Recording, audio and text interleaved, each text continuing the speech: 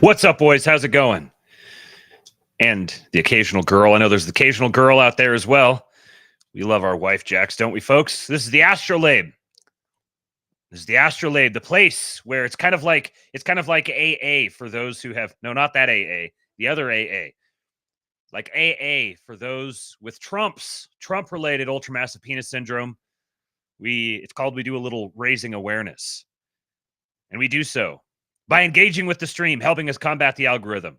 Drop some eggplants in the chat in honor of our boys who are suffering, carrying around the case of Trump-related ultramassive penis syndrome from all of the winning, the constant winning. Turns out you could just do things and you start winning. So welcome, folks. It is a Saturday afternoon. This is unusual.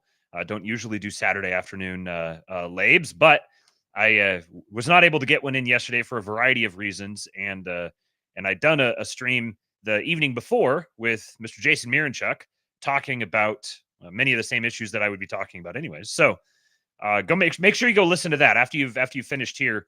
Jason and I did a talk the other day, basically comparing AA and Asmongold. AA, the academic agent AA this time. And brilliant concept for a show from Jason. He said it was something like Asmongold is prime and AA is slop. And I was like, oh, this is just too good. This is fantastic. Fantastic bait. You got to get the engagement because you got to combat the algorithm. So I wanted to, I do have some stuff I wanted to get in as soon as possible. So I decided I would do a Saturday afternoon lab to cover some of these things. So we're going to have fewer stories and everything. We're going to spend a lot more time kind of deep diving on the what I've been putting together as the Trump administration's goal, what they're actually trying to accomplish. And everyone's reacting. Everyone's gotten themselves into very much the short-term reactive mode, just knee-jerk stuff from just on an hourly basis, almost updating your take. Oh, this is what's happening. Oh, they're doing this, and oh, it's so chaotic. Which strangely, if I'd have told you, I don't know, a month ago that the administration was going to begin a course of action that would lead to the regime spazzing out and crying about him being too chaotic, aggressive, not supportive enough of our allies, hurting our own people, trying to destroy everything, no respect for our institutions, no decorum.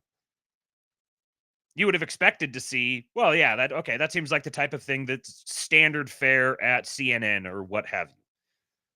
But now, the administration has moved so far outside the Overton window that even those who a month ago would have recognized that sort of reaction and behavior would be characteristic of your average CNN or MSNBC commentator, suddenly they're starting to echo the same thing. Now, if it's the Euro Bros, I've said this before many times. I said it on the show with Jason. I'm going to reiterate it here. I don't begrudge the Euro Bros having that sort of reaction or publicly talking about it in that way, because I do believe that we have passed a line of demarcation or a point of demarcation where there is a split forming between American right-wingers, so to speak, and European right-wingers, so to speak. And I don't think that this is necessarily bad or unhealthy. I think it's natural and inevitable. As we move to a multipolar world geopolitically, we're going to move to a multipolar world rhetorically. If you truly believe that globalism is bad and or doomed for destruction, then you would expect that there would be more than one globalist thing that would go down. It would not just be the globalist institutions. It would also be the globalist narrative, the globalist perspective. As every nation begins to retrench back within its own borders, and we enter a new age of multipolarity and imperial behavior within a multipolar world is fundamentally different than imperial behavior within a globalist world.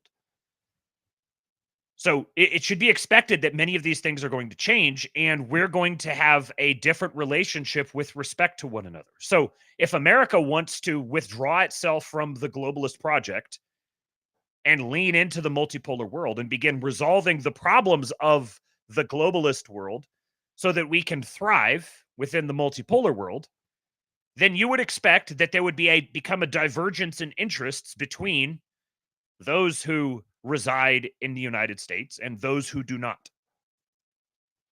Because of the nature of what the United States is, it would be clear, if you were forethinking on this, it would be clear, you would, first of all, you would clearly see this coming, this divide between the American perspective and the European perspective. I've been talking about it for a while. I haven't hit it as much as I should have probably, but I've been anticipating it, and I called it months ago that this was going to happen. So there's, you got to have the foresight to see that it's coming, and then once you recognize that it's here, then you need to have the realpolitik instinct enough. You need to have that instinct within you enough to see that, like, there's this kind of a simple flow chart here. It's like, globalist project depends upon American buy-in. Globalist project is bad. America opts out of globalist project. So what's going to be the natural globalist response? It's going to be to isolate America and turn everything against America on the basis of they're being too selfish, too bullheaded, too not considerate enough of their allies. And of course, the added context being this is under the leadership of Donald Trump. And this has been the decade, for the last decade, we've spent all our time hearing all of the mouthpieces of the regime use these talking points about him. And sometimes it's because they know what he's trying to do and they're just axiomatically hostile to him. And sometimes it's because they genuinely don't understand what he's doing, and so they just freak out. And so I think this same thing has happened now, where many of our beloved Eurobros are intentionally or not beginning to fall into mimicking or mirroring the predominant regime narrative with respect to Trump. For them, it's like, oh, well, our interests, our domestic interests here are affected by the way he behaves. And now we think the things he's doing are going to make our domestic interests worse. So we liked him when he was doing things we thought were going to be better for us, but now we don't like him when he's doing things we think are going to be bad for us. And like I said, I don't resent that perspective. I recognize that it's inevitable that many European guys are going to have that perspective. If they think that something Trump is doing, if they genuinely believe something he's doing is going to compromise their own domestic position, well, I would have that perspective as well. So I don't begrudge them that perspective. Now, I want to be able to, for any of them out there listening, and I would probably include with this a lot of Canadians and maybe Australians, the broader Commonwealth in general. But it does seem, a limited sample size, but it does seem like the Australians seem to get it better than the Europeans. And that may be because the proximity to China and them just having kind of a better understanding of what exactly the whole state of play is. I'm not sure. This could also just be anecdotal based on my experience. But for the non-Americans, I want to like, I understand your skepticism. I understand your concern. I'm here to tell you that the current concerns you have are unfounded because of the assumptions that you're making to arrive at those. Because I kind of ironically, I do think that Trump pursuing America's interests aggressively and unwinding the globalist system as such and replacing it with a multipolar system with America occupying the pole position, sort of paradoxically, the downstream effects of this will actually be long-term very good for all of the countries in America's orbit. Because you're going to start getting properly ordered incentives. The system as it has been constructed has now calcified around a whole bunch of essentially institutionalized corruption that's skimming more and more off, siphoning it off toward particular interests and leaving everyone else in a worse and worse position. So the apple cart needs to be upset. You have to break the status quo. But the problem is the whole purpose of the status quo is to set it. It's the status quo was an established feedback loop that capitalized upon sentiment in opposition to it to leverage its position more and more to the point where people can no longer try to attack their position because attacking their position is the same as destroying the world. That's the basis of the globalist monetary trade international finance scheme. That's how it's been constructed. It's been constructed to be impossible to take down so that it just becomes self-reinforcing and grows to take over the world. So in order to take it down, you have to break things. There is no orderly navigate your way out of it. And if you think there is, it's because you don't truly understand the actual, like, you don't understand the nature of quadrillions of dollars in derivatives and what that means. What sort of, like, you have the option of making little tiny moves within the system, which are definitionally within the system, or making massive moves outside the system that completely break the system. Those are the only options on the table. And option one definitionally perpetuates the system. So trying to behave with order and decorum and be completely transparent and tell everyone exactly what each move means and be predictable and stable.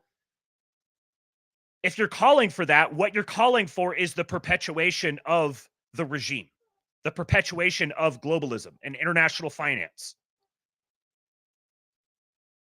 You can't just tweak things away from how they are now because of how slowly things will move and how much inertia there is, how easy it is for everything to just get sucked back into the Borg. You can't just tweak things. You have to move orthogonally. So if everybody wants stability and consistency and predictability, they want all these massive leverage ratios to be carefully maintained or maybe slowly wound down over time. That's you are looking for a strategy that is completely at odds with your stated end goal. If your stated end goal is to find an off-ramp to this whole the global American empire, the global American empire, if that's your stated goal, then calling for that strategy is in direct odds with your stated goal. Now, there's a bunch of reasons for that, and it takes to truly understand the nature of this system as it is, and all the different back and forth incentives within it. You have to. It's hard. It's hard. I'm barely understanding it. Like, I get the broad overview, but then all the specific mechanics on the inside, I'm still having to try to keep track of them all, because it's kind of like being in college and just having to memorize a whole bunch of different formulas for your math class or something. That's sort of what it's like. So I'm no macro expert. There's plenty of people who can speak to this better than I can, but they're all speaking about different parts of it distributed all over the place, and I'm trying to synthesize them and bring them to your attention. So I'm just listening to what other people are saying and how they're describing it and evaluating their claims against each other, and it's become very, very evident to me exactly what is happening. And that the Trump administration has a very good grasp on exactly what the nature of the problem is, and they have a plan for how to get out of it, but it's necessarily a risky plan, and it requires iterating constantly on this methodology of make a move and then see how people react, and then make a move and then see how people react. And so, and then in that see how people react stage, you now have a choose your own adventure sort of opportunity. And so they create this sort of state of play, and then they wait for the opponent to commit himself to one behavior or another. You can think of it as kind of like a super slow motion geopolitical judo match. So they're trying to intentionally be provocative, intentionally move things, make things break all of a sudden, to see then what sort of feedback do we get? Where do people commit themselves? Because you have to predict where the market's going to go if you want to try to corral it into a certain direction. But with so many different variables and all of them being intertwined, this is the methodology that you have to use.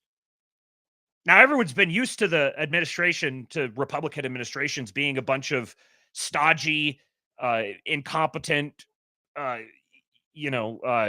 sexually compromised old goofballs. But that's not what the administration is now, particularly in the economics world. And here's the thing: is this the economic and trade and financial construct of the so-called gay is the foundation of it. It's the structure of locked in bad incentives that give rise to everything else downstream from it. Mass immigration, it's a structural product of it. Offshoring of manufacturing, it's a structural product of it. The gayifying of everything, that's a structural product of it. The NGO networks subverting everything, that's a structural product of it. The traitorous media, this is a structural product of it. All of these things are born out of that system. So by attacking and undermining and subverting that system and pivoting it to something else, especially if you do it rapidly, you get a sudden shift in power that makes all those other problems much easier to solve because you've just broken the back of your enemy. So to everyone who's this is like I gave the message to the Euro bros, like, I'm sympathetic with your position. I think that the fear that you feel is actually unfounded, and it's a product of you beginning to listen too much to the regime press. That'd be my message to the Euro bros. To the American guys, I want to say, don't listen to them. Understand where their perspective is coming from, and that we don't just live all in the West now where we have the same experience. They have a completely different experience than we do. So you don't necessarily have to hold it against them. You could just recognize, okay, they're talking to a different audience. And they don't grasp the magnitude of what's happening right now. And then furthermore, for the American bros, if there's lots of different agenda items that you want to see addressed, like immigration, mass deportation is chief among them. Taking down the universities, prosecuting the voter ballot harvesting, voter fraud cabal. There's slashing a bunch of different federal agencies, purging the DOJ. All these different agenda items. And each of those, I have to tell you right now, each one of those things must necessarily be subservient to what's happening in the trade war. They told us that this was coming. If you're listening to the right analysts, you knew that this was coming. That there was going to be, that they have a lot on their economic plate that they need to get accomplished. And so they were going to have to cause a crisis very quickly so they can try to navigate through it as quickly as possible and pull out and begin the economic upswing. Because once they do that, once they begin that economic upswing, they radically transform the playing field. All of those other agenda items become much easier to pursue. Now, of course, there's the political risk that you get all this stuff done and then there's not as much pressure and then you don't really care about those things as much. So I'm not saying like lower your expectations. I'm saying give them time. It hasn't even been 100 days. And they gave like the first 90-day push or whatever on, they got the ball rolling on all these other different fronts, which are all like, Stephen Miller is quote tweeting Curtis Yarvin, talking about importing illegal voters. Like, recognize the progress that's been made in the first 90 days, realize that this is not a static situation. And there's a whole bunch on the policy plate right now that has to be resolved in very short order that requires an all hands on deck sort of approach. Now, that doesn't necessarily mean that you need to have, I don't know, the Department of Homeland Security intimately involved in the trade negotiations, though you may need them to some degree because of the types of negotiations that are happening. Because these negotiations are not just negotiating tariffs. The tariffs were the tool to initiate the negotiations and to create a new state of play that makes everybody else want the negotiations. Rather than the Trump administration saying, hey, guys, come on, pay attention. We want you to negotiate with us. Please come negotiate with us. Here, we're sending our delegate. Please negotiate with him. Which would just be It's putting yourself in the weakest position possible and just hoping that people feel bad for you or something. No, they needed to create the pretext to make everybody else come negotiate with them. So what does that mean? That means structurally breaking the system as it is. Because what else is going to make everybody line up and want to negotiate? You have to break it to make everyone say, hey, come fix it. Okay, yes, we want it fixed. We want it fixed under these terms. This is what a nationalist administration that exists as a global superpower, this is what they would do.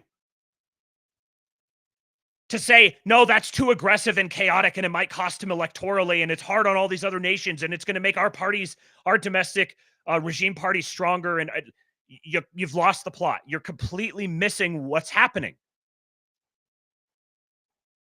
This is the necessary course of action, and it has to happen quick, and it has to get over with quickly.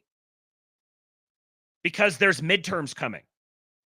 And the margins aren't nearly wide enough in Congress. So they need to tank everything, reset the system, and reboot it in a matter of a few months. And if you've listened to them, they've said this is what's coming.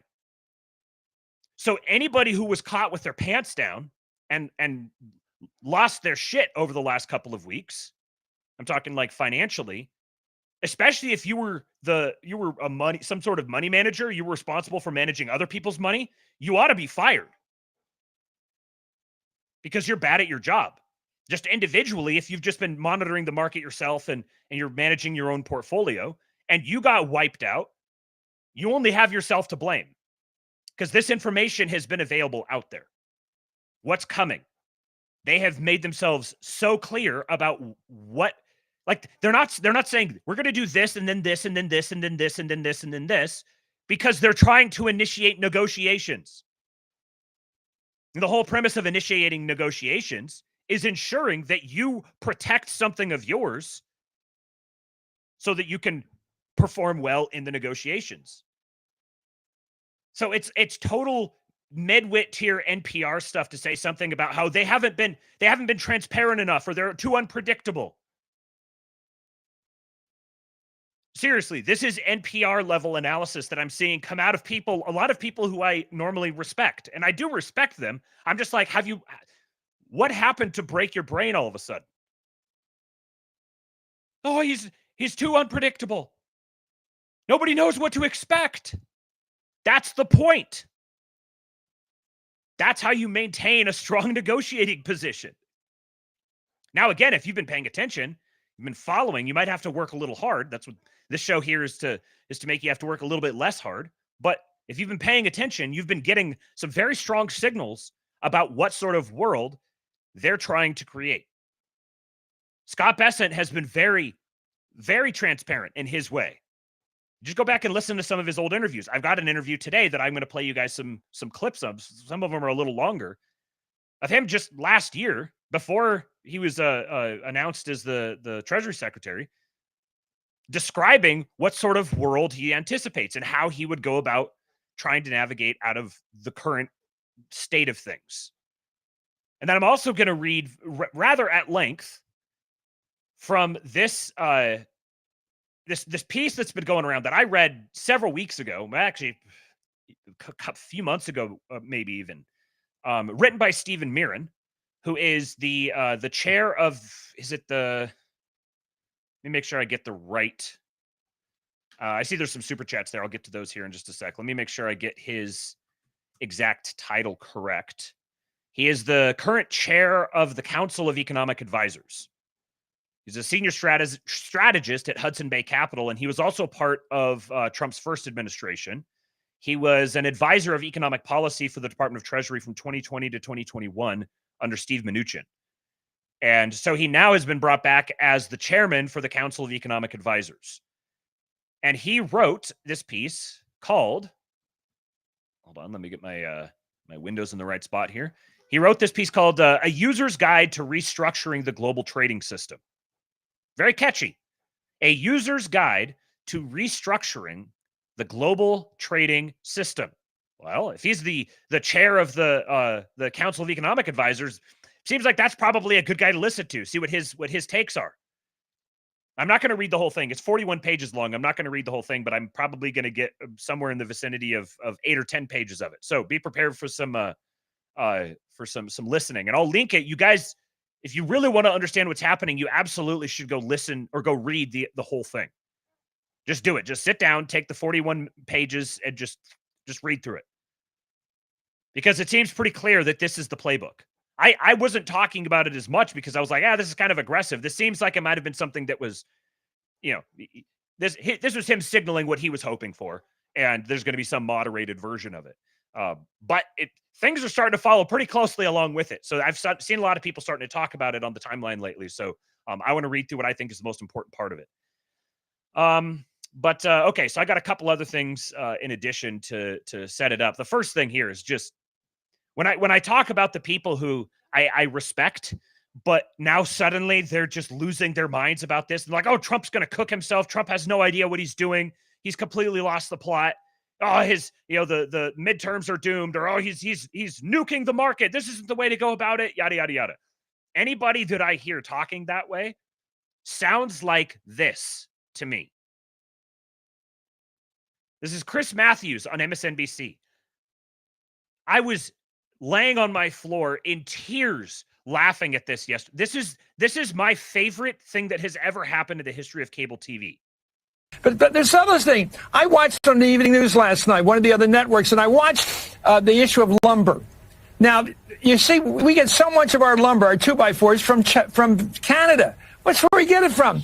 Canada. We get our newsprint from up there for newspapers. The fact is we get it. What are we going to do? Have more lumber made in the United States now? What is our plan now? Oh, we're not going to import wood, so we're going to make more wood? We're going to create more wood? Is that it? I don't think we are in a position to simply replicate the imports coming into this country with our own products. It can't always be done. And I think if wood's example of that, wood. Are we going to make more wood in this country because of our trade deal? I don't think so. Are we going to make more wood? How do you make wood? We can't just make wood. We're just going to like what? Just like make it? You know what you need to make wood? You need a wood factory. How are we going to build a wood factory if we don't have any wood? We get all of our wood from Canada. We can't even make the wood factory to make the wood. I'm sure that Chris Matthews is clearly an expert on wood. Yes, 90-year-old man. I think he's been a little removed from wood for a while. There we go, the Trumps. Yeah. Politically Catholic. I got your wood right here, Chris. This is what infecting us with Trumps was all about. This is going to be our domestic wood production.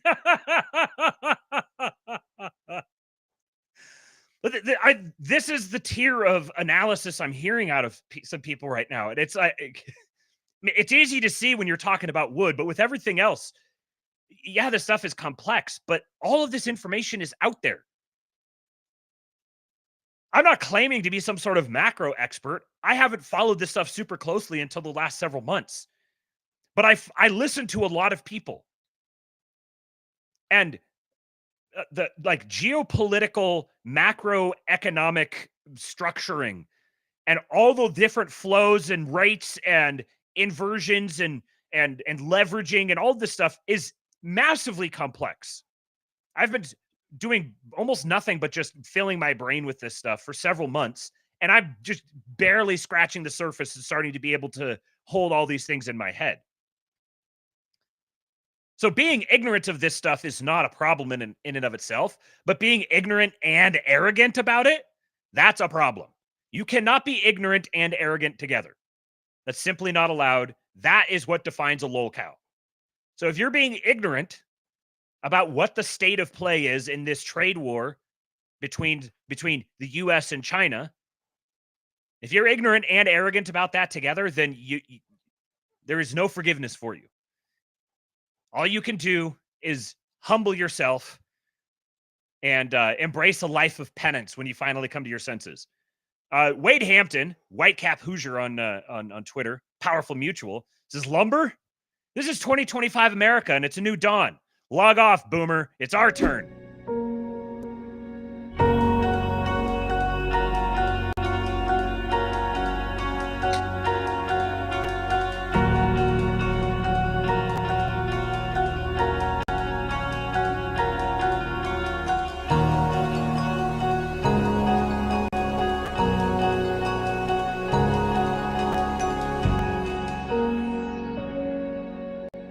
The company can set up the 3D house printer at a build site in 6 to 8 hours and can print a 1900 square foot home in under 48 hours.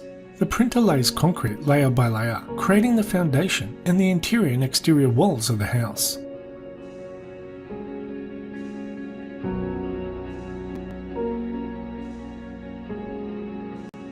The 3D printed house comes with 3 bedrooms, 2 full bathrooms and an open floor plan. And because it is printed from concrete, its strength and durability exceeds that of conventional wood frame house constructions. Plus, the concrete that is used to print with is 2 to 3 times stronger than most brick and block homes. And the houses can be printed anywhere, on any block of land, even with elevations. There are many benefits to automating the construction of homes, including build speed and time on the job site. There is also added benefit of knowing exactly how much material is needed and extruding only that amount, radically reducing construction waste and lowering overall cost.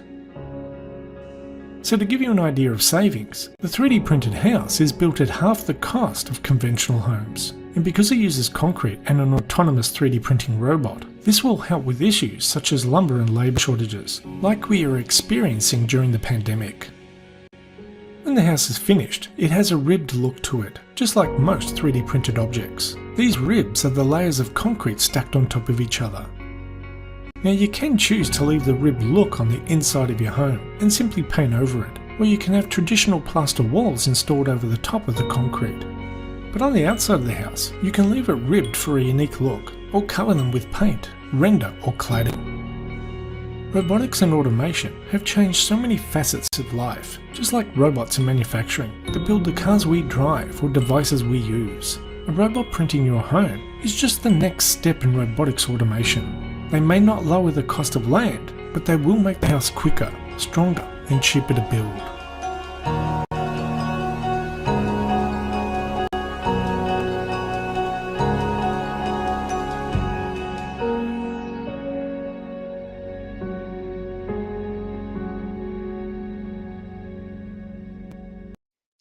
Now, here's the thing.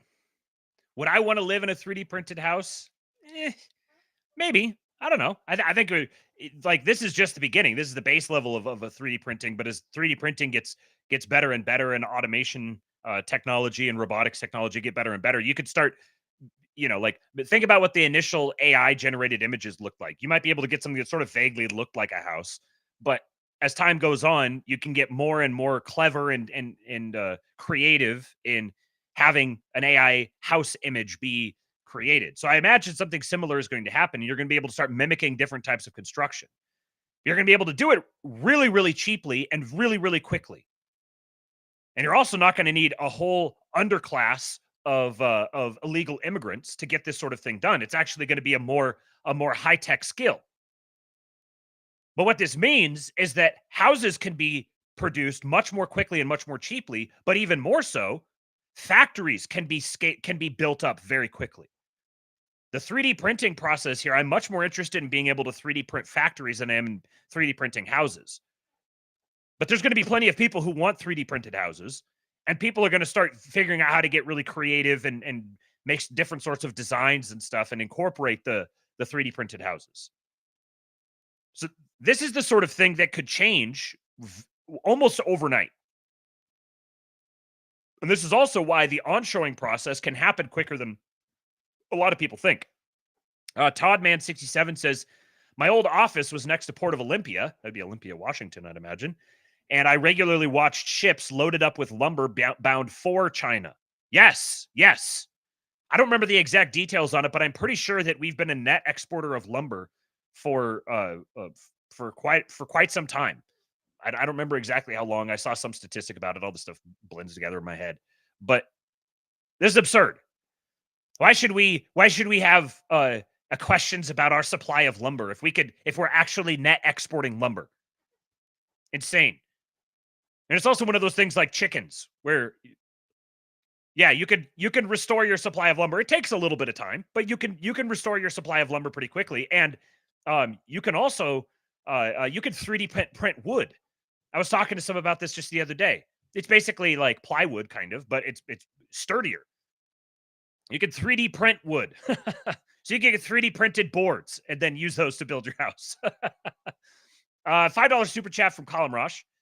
Says, turns out the European right-winger globalists that want Daddy American to rescue them. Ooh, a spicy one. I mean, if the shoe fits. Michael Robertson, $10. He says, Saturday Astrolabe? Sastrolabe? What a treat. We are sastrolabing. And then $20 from Belial Bradley. And this is one of those funny ones where it was a sticker. And so it says, pair character sliding on the floor on his knees saying, goal. Thank you for the super chats, guys. So hold on, what's this here? Okay, Han Pritchard says, I'm generally in support of the tariff/long-term plan, but part of me feels the chaos or perceived chaos will burn our political capital with normies, allowing the Dems to bounce back in 26 or 28. So this is I recognize this as a good faith, a sincere bit of commentary. And I'll say, honestly, back to you, if you're concerned about political capital in 2026 or 2028, then you still haven't grasped the magnitude of the changes that are coming. Because a year from now, we're going to live in such a comprehensively different world than we do at this moment that trying to predict political sentiment is absurd. It's completely nobody can predict exactly what things are going to look like in the next year. So being concerned about political capital at that point is you're wasting brain space on something that is not going to generate any returns for you. And I've got more stuff coming to support that, so stay tuned. Let me see if there's any other super chats or anything in here.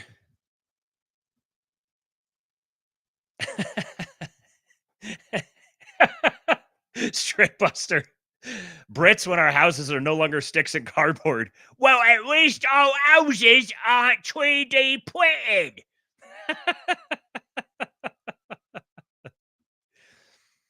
I'm going to have to, I know we've got non-Americans who watch this show, but you guys are going to have to remember, I am an American, first and foremost. I am an American. I've got love for my non-Americans, my fellow whites who are not Americans, but you're going to have to remember, I am American, so I'm going to distinctly appreciate any sort of humor that is stereotypically American. Okay, so a couple quick little things here. First of all, this was funnier than I expected it to be when I first saw the tweet. Trump responding to every country in the world. Problem with that? You know what you should do? You should sanction me. Sanction me with your army. Oh, wait a minute. You don't have an army. I guess that means you need to shut the fuck up. That's what I do if I don't have no army. I would fuck up. Shut the fuck. And then a reminder from our president, signal boosted by the White House account. December 29, 2014, Donald Trump said, deals are my art form. Other people paint beautifully or write poetry. I like making deals, preferably big deals. That's how I get my kicks. We're making art great again, boys. This Trump trade war, tariff war, whatever you want to call it, it's art. Our boy is just an artist. It's like he's painting a great grand picture. Painter reference made intentionally. So here's a good thread from Ian Burlingame. Definitely, I think he references it in this thread. You should definitely go listen to the conversation between Tom Luongo and Ian Burlingame on Tommy's podcast a few days ago. Exceptional conversation. Particularly, the case that Ian Burlingame made for actually almost a kind of a sympathetic position toward the Brits. The Brits are operating more at the behest of continental Europe than we may necessarily appreciate. And he gives a little history lesson back to William of Orange and such things. Very, very good conversation. So he says, tariff signal pulse, a thread. The Trump administration's tariff notifications and subsequent pullbacks served as a sophisticated signal pulse within the context of an ongoing economic and financial conflict, World War III, an informational, economic, and financial war where global finance and banking are the primary battlegrounds. This is one point I forgot to make a little bit ago. We are in World War III. This is what war looks like right now. So when you look at what the Trump administration did, You need to view that through a military lens. So think about them as fighting a war. Think about the assets they have at their disposal, the leverage that they have, and the ability they have to make everyone else move and bend to their will. But this is actually, I'm not saying metaphorically war. No, this is actually what war looks like now. It's this, I don't know if it's 4th generation or 5th generation or how many generations it is, but this is actual warfare. And in 100 years, people will look back at this, whether or not actual hot conflict breaks out in the near future, people will look back at this and view it as a war, recognizing that this is a change in the way that war is conducted. And for context for Ian Burlingame, father, author, Green Beret, financial and intel analyst, electrical and computer engineering, The Eternal War, As Rome Burns, The Art of Being a Man. He says these tariff actions were not merely trade policies, but strategic probes designed to expose vulnerabilities, weaknesses, positions, and dependencies in the global financial and banking system. By announcing tariffs and then retracting or adjusting them, the administration could observe reactions across markets, currencies, supply chains, and political landscapes, thereby gaining a precise understanding of the combatant strengths and fragilities while simultaneously disrupting vulnerable positions. Following are the top 11 specific and defensible ways this strategy was executed, supported by observable economic phenomena and real-world examples. So this is effectively a military intelligence operation. Following are the top 11 specific and defensible ways this strategy was executed, supported by observable economic phenomena and real-world examples. 1. Market reactions as vulnerability indicators. So how the market behaves, how the various currencies and assets and the debt markets behave with respect to one another indicates where strategic vulnerabilities are in the system, if you have the mind trained to see that. Number 2, currency fluctuations highlighting economic dependencies. So if one country makes a move in one way and it causes another country's currency to move in another way, then you see that there's a dependency here. So there's a proxy move that can be made.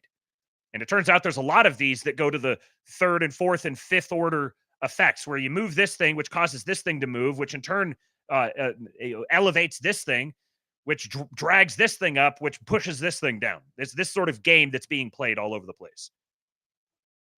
Number 3, supply chain disruptions exposing critical dependencies. Retaliatory measures testing resilience and strategic priorities. That's number 4. So you do something and then you see what the retaliatory measures are, or you impose retaliatory measures to test resilience and strategic priorities. So you keep escalating the tariff on a particular country like China to see how they react to it, to apply pressure to something and see what moves when you poke it, and to see which things they move to protect. So once you make your first move and they don't expect it, it's going to cause ripple effects through the market. And then you've got to see, are they trying to protect their currency? Are they trying to protect a particular trade relationship with a particular country? Are they trying to protect this particular asset category over here? What do they instinctively move to protect? That shows what their vulnerability is. Political reactions indicating negotiation leverage.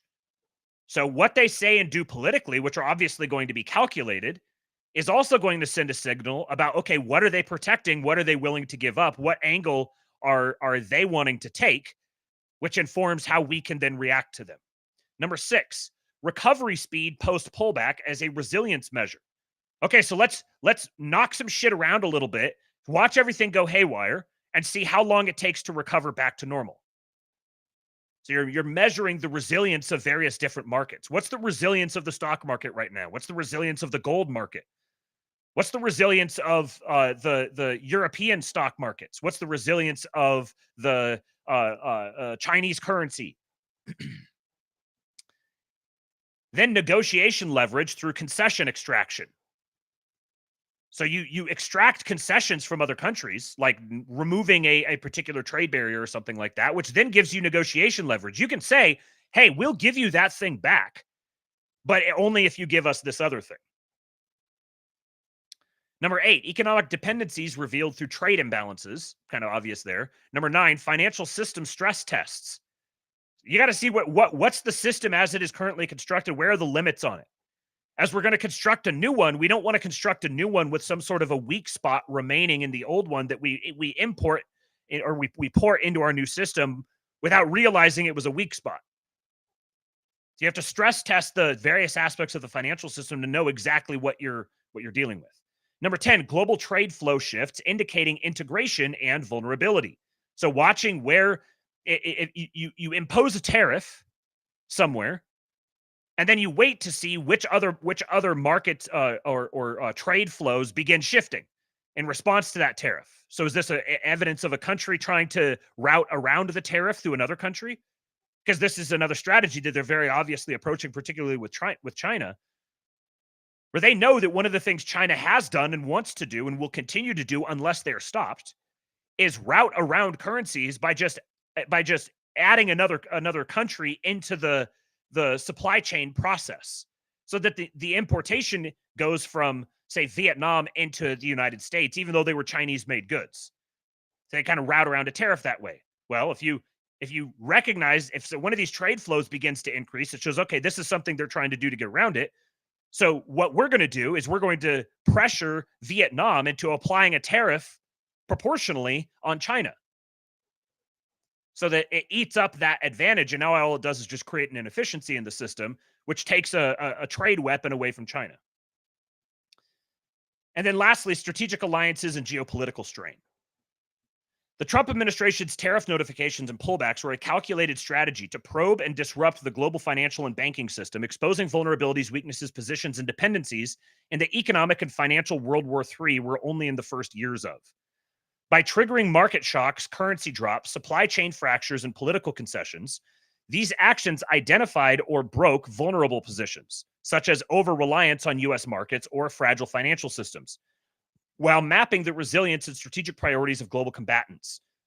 This approach not only tested the limits of adversaries, but also clarified the battle lines in a war fought not with weapons, but with trade policies, currencies, and economic leverage.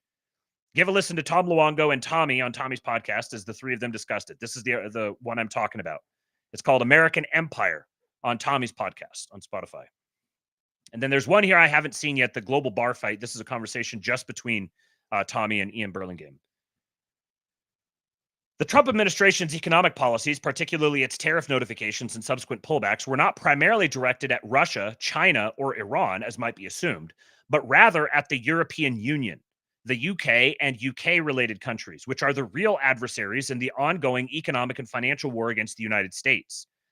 These nations, as central combatants, those seeking to take the world to nuclear war, were strategically targeted through measures designed to disrupt their financial and banking systems, exposing weaknesses such as market volatility, currency depreciation, and supply chain vulnerabilities. The deliberate timing and retraction of tariffs reflect a calculated effort to probe, highlight, and weaken the financial resilience of these entities, recognizing them as the primary opponents in a war that now far transcends traditional geopolitical tensions.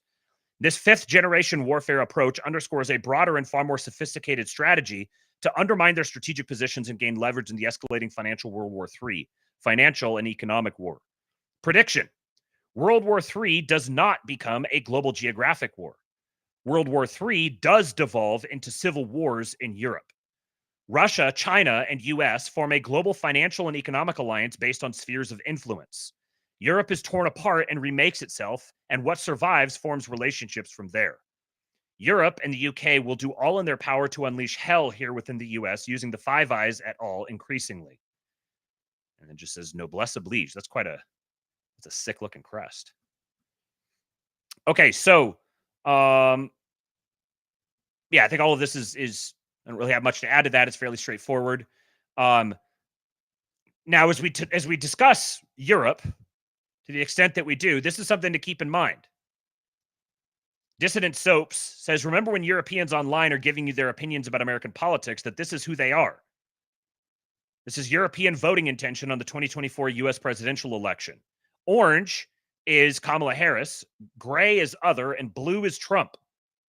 And in order from most pro-Kamala to the most pro-Trump, you have Denmark, Finland, Sweden, Netherlands, Norway, Germany, Ireland, France, Lithuania, Austria, Spain, Portugal, Belgium, Italy, Estonia, Switzerland, which Switzerland oddly has this big, easily the largest chunk of other in the middle here, but that's eating into the Trump favorability.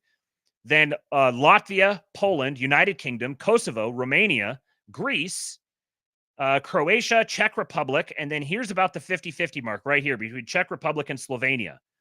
From here out, the rest of these were all more pro-Trump than more pro-Kamala. That's Slovenia, Slovakia, Moldova, Bulgaria, Hungary, Georgia, Serbia, and Russia. Now you might say, "Oh, it's just, polls are fake or whatever." I don't care what the whether the poll is real or fake. I care that the poll exists. Because the poll exists, most people will just act as if it is true, even the people within that country. So if a poll comes out that says 96% of Danes prefer Kamala Harris over Trump, then nearing 96% of Danes will prefer Kamala Harris over Trump. This is obviously how the polls work. So this is, if you notice that, this is basically an Eastern versus Western European map. So as we start contemplating the idea that the EU is going to explode, currency is going to collapse, and this ongoing trade war is going to ultimately start picking certain members of the Eurozone apart from the others. They're going to start getting pitched against one another. Because some members of the Eurozone want to keep things as they are and expand the Eurozone. And the way they want to do that is by sparking a nuclear war with Russia. And by stealing elections in neighboring countries and in the United States. And rigging elections in Canada and Australia and everywhere else. And we're passing a tipping point where sufficient other countries of the world are saying, okay, we don't want to be a part of this anymore. So inevitably, Europe is going to fracture and collapse and fall apart. And the countries that are the most successful, that are affected the least by that process, are going to be the ones who get on side with the United States early.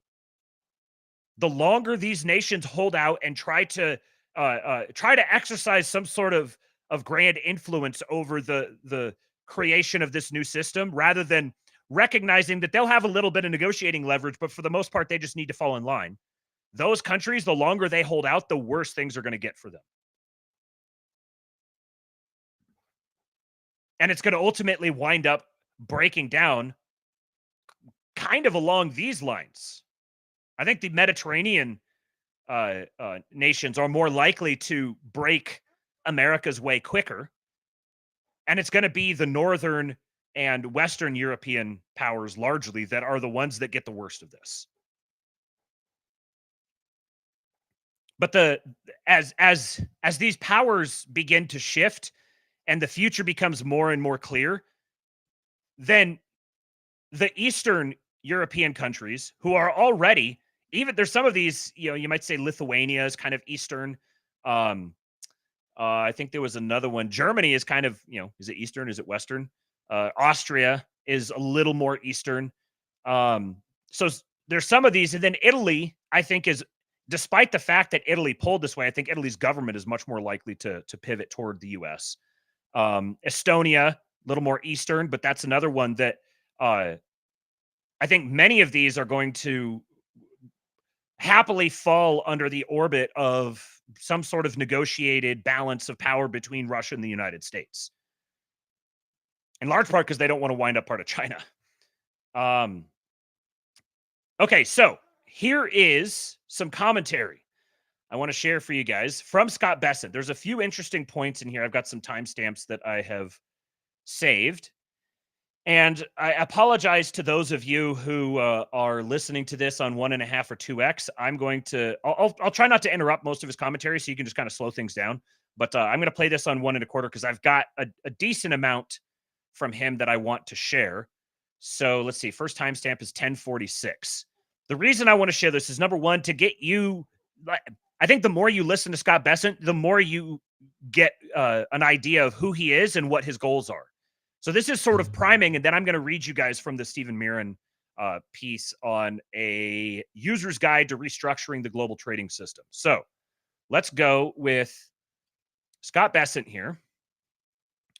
And this is on Simplify Asset Management. This was posted October 17 of 2024. Title was Entering the Fall 2024, Alarming Signs. This is a fireside chat with Scott.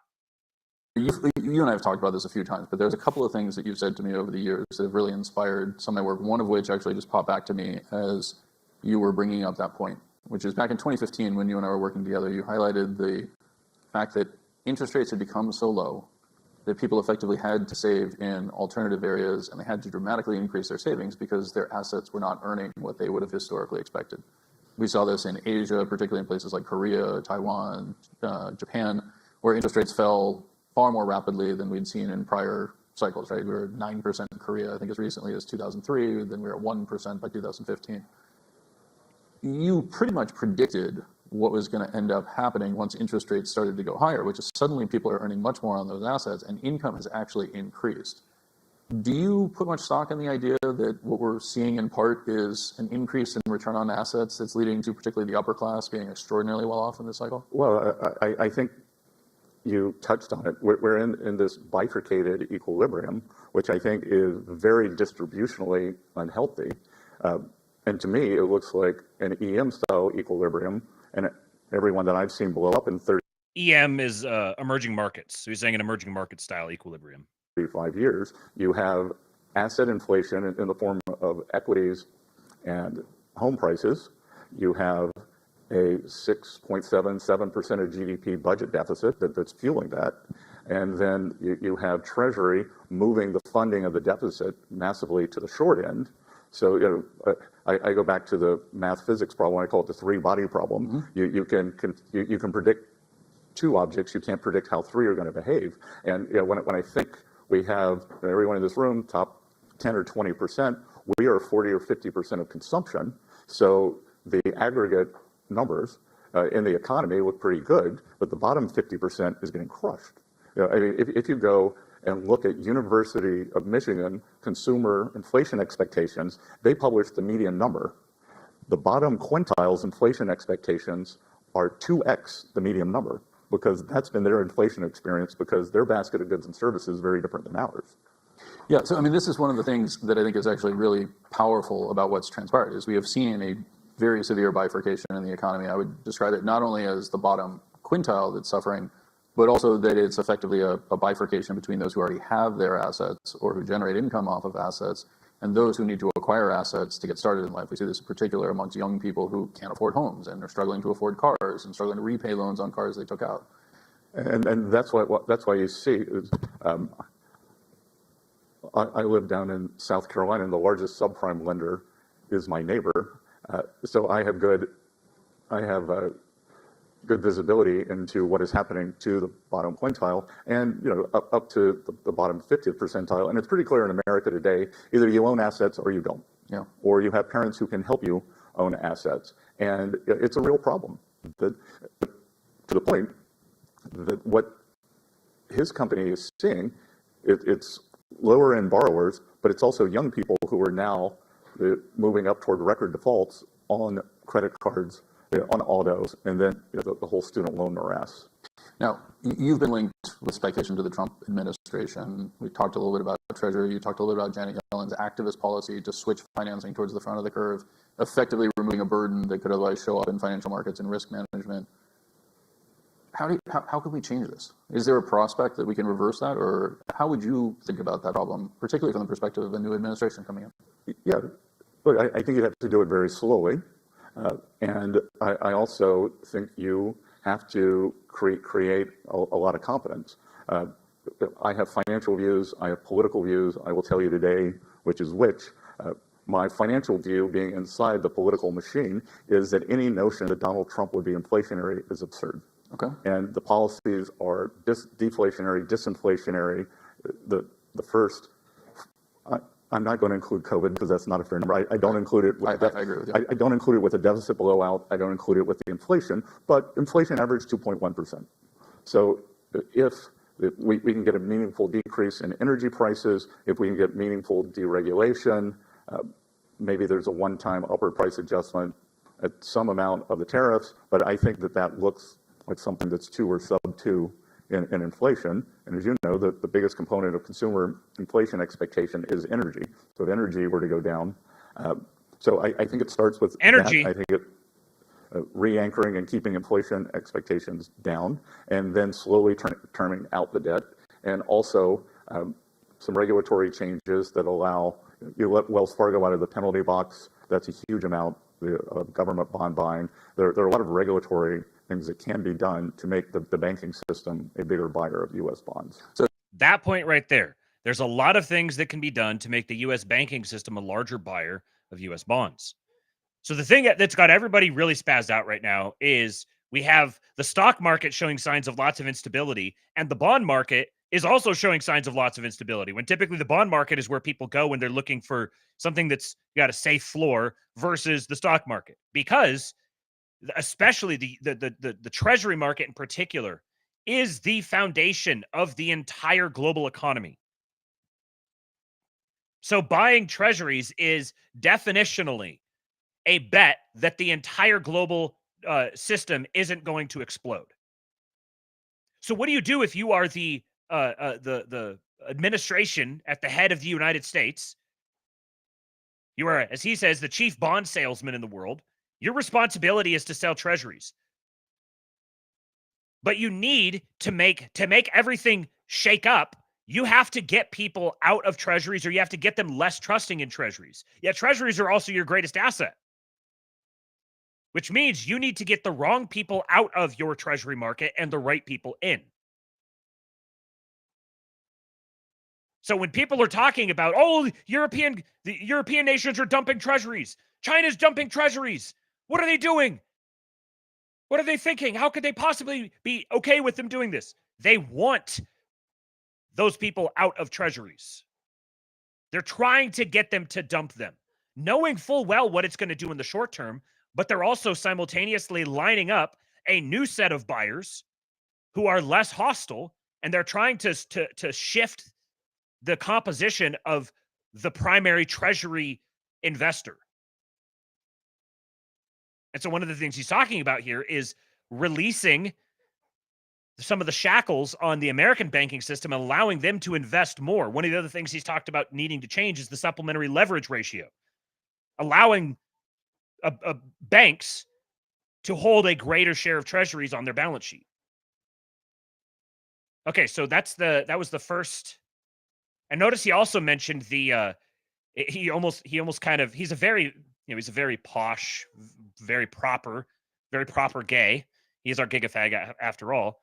And he, every once in a while, you see him get this kind of look of almost like disgust on his face. He's just like, and he's like, you guys are out of your mind if you think that Trump is going to be on net inflationary. All these major points in his agenda are all ultimately deflationary or disinflationary. And one of the things he highlighted was energy costs. And the energy is one of the primary inputs in the CPI that you could use to bring down the actual like felt inflation rates for everyone. If you make energy costs really cheap, that affects every single step of the manufacturing, shipping, fabrication, manufacturing, packing, shipping, and purchasing process. That whole process, every step of that process gets cheaper as energy prices go down. So this is another big priority for them. Okay, let's go to minute 23 right here. And again, one of the other clips that I've played a couple of clips of him talking about this now, but he keeps re-emphasizing this point that he believes it's time for Main Street to start winning at the expense of Wall Street versus the other way around. The Wall Street has been winning for 40 years, and now it's time for Main Street to win. So he's like, if we're just looking at like asset inflation, well, who owns all of the assets? If you get this sustained track of like a generation of asset inflation, then yeah, on net, if you use numbers like GDP or whatever, or average numbers on net, yeah, it looks like everyone's getting richer and richer. But what's actually happening is that 50% of the population is getting poorer and poorer. The hurdle to actually becoming an asset owner is getting higher and higher. And this causes a whole bunch of, this is one of the greatest destabilizing effects. So it's not just a like Bernie Sanders-esque, advocating for the working man from some sort of moral imperative. It's beyond that. This is a situation that has to be resolved, or we're not going to have a country anymore. Okay, so this is the next segment. In culture, business is good. I've been surprised how strong the Japanese economy is with China in recession, maybe depression next door. So with these steps that China's taking, you could actually see an acceleration in Japan. So that was one of the questions I wanted to ask you about this, because one of the things that I see as I look around the globe is the disinvestment from China, and very similar in a lot of ways. So that we talked about this earlier, as to the pressure that came on Japan in the late 1980s, right? Particularly as they began to export autos to Europe. That brought additional trade pressure on them. The U.S. effectively catalyzed that into requiring the development of Japanese auto plants in the United States. We tend to forget the tariffs that we were putting on the Japanese in the late 1980s that led to the development of Springfield, Tennessee, and parts of South Carolina, et cetera. Is there, as we look at disinvestment from China, is the rest of the world going to see the proverbial R-star rise as suddenly they need to reinvest, reindustrialize? Japan maybe less so, but they've done it. They're probably the largest country in the world in terms of FDI into China. Yeah. FDI being foreign direct investment. Well, we'll see where it goes. Like I have a very open mind on AI and what its effect on the real economy is going to be. And I am a big believer in it's always darkest before dawn. Mm-hmm. So we may continue seeing this deflationary export glut come from China. And then at a point, and I don't know if it's because of tariffs, I don't know if it's because of some boycott on Chinese products, that the rest of the world is just going to say no mas, that you can't have 13% of the population and 30% of the exports. Yeah, I mean, that policy of what's... In other words, this is one of the things that all the I don't know, the Trump bears right now, who are, everyone's very quick to point out how much leverage China has. And how dare Trump try to get into a trade war with China? China will never back down. This is existential for them. Yeah, it's existential for Trump too. And they both have each other by the balls. That's the thing here. They both have each other by the balls. So by the Trump administration kicking off this whole thing, by being unpredictable and creating uncertainty and instability, they have taken the lead in this whole process. And ultimately, China's business model here, if you want to put it that way, having 13% of the world's population, but 30% of the world's exports, this is destabilizing to the rest of the world as well. Because proportionally, they're eating up everybody else's export lunch. The United States is the one that's pushing back on it because they can. We have the political will for it. But it's not. There's a latent, implicit anti-Americanism to the people who are like, oh man, you can't go to war with the Chinese, man. Oh no, man. Trump's done it now. He thinks he's got way more than he actually has. Why would you just? Why would your default assumption be, oh, America's really weak? This reveals the fundamental misapprehension of the nature of the economy, which we're going to get to here in a little bit when I start reading from Stephen MIRAN'S paper that he wrote. But the United States has U.S. treasuries, and they have the U.S. dollar. Because they're the nation that has those things, they have the ultimate trump card over everyone else. So if the European leadership wants to create a suicide pact that's going to take everybody down, and the most important thing they need is to have America's buy-in, control America's leadership to ensure America drinks the punch along with everyone else. What the Trump administration done is they've put that shoe on the other foot.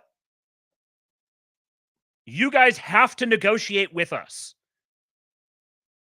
because our collapse is your collapse because of how collateralized all of you are in our bond market. Anybody who's out there talking about how, oh, look at the bond market's out of control, they've lost it. Everyone's just going to dump treasuries and they're just going to go over to what? What are they going to go to? What alternate reserve currency are they going to move to? This is the point where if someone is making this case, they clearly don't understand. Stop pinching me. They clearly don't understand what's happening. Okay. You got to talk up here. You got to stay up here. Please put all the animals in chat out. He wants all the animals in the chat. It was funny. Yesterday, I was on a call with a friend who also has a young son about his age. There you go. There's some pigs, some pig dirks. Oh. And we put both of them on with the microphone, the headphones, and so they could talk. So the first thing they had to discuss was their favorite dinosaurs, and then they had to discuss their favorite sharks. This is an important conversation they had. What's your favorite dinosaur? Say it out loud. Stegosaurus. The Stegosaurus. Why is it the Stegosaurus? You got to say it out loud. Because it's very good at defending itself. Yeah. So the friend said that it was chimps. some chimps. Uh-huh. Oh yeah. The friend said that it was his favorite was the T-Rex, and so Eastwood responded with the Stegosaurus because he's very good at defending himself from a T-Rex. He's absolutely a young male human being. Look at that. They're posting all the animals for you guys. Ah! What are you? Please give me the microphone. They can hear you. No. Don't pull on it. Don't pull on it. I want to get a new box. No, you can talk into it. They can hear you. You're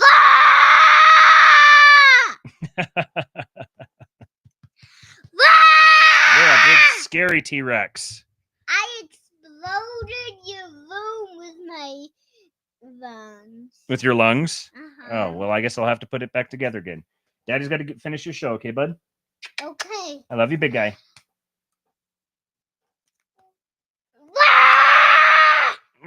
Goodness sakes, that's a loud roar. Wait! I want little giraffe to be... Oh. Mommy will show you the dress. Can you close the door? Eastwood, can you close my door? Oh, goodness sakes. Okay. Let's get back to this. Neo-mercantilism, right? Let me back up just a little bit, and we go. Of the exports. Yeah, I mean, that policy of what's, neo-mercantilism, right? Effectively, we're going to capture resources from the rest of the world is clearly running out of adherence. And the rest of the world, even as China, doesn't seem to have an alternative. Do you think that's something unique to China because of their demographic features? Do you think it's unique to the CCP? Well, I think other countries try it at a different level, but there are a couple of things with China. First, its size. One thing to think about, I study a lot of historical analogs, and when you're thinking about the great power struggle between the U.S. and China, it's very unique because in the 1980s, our economic rivals were West Germany, East Germany wasn't even there yet, and Japan. Mm-hmm. So we could have an economic negotiation with them. We could have a military negotiation with the Soviet Union. And the Soviet Union, we never would have traded with the Soviet Union. It was trading with the enemy. It was a big deal when we eventually were able to buy Soviet grain or Soviet.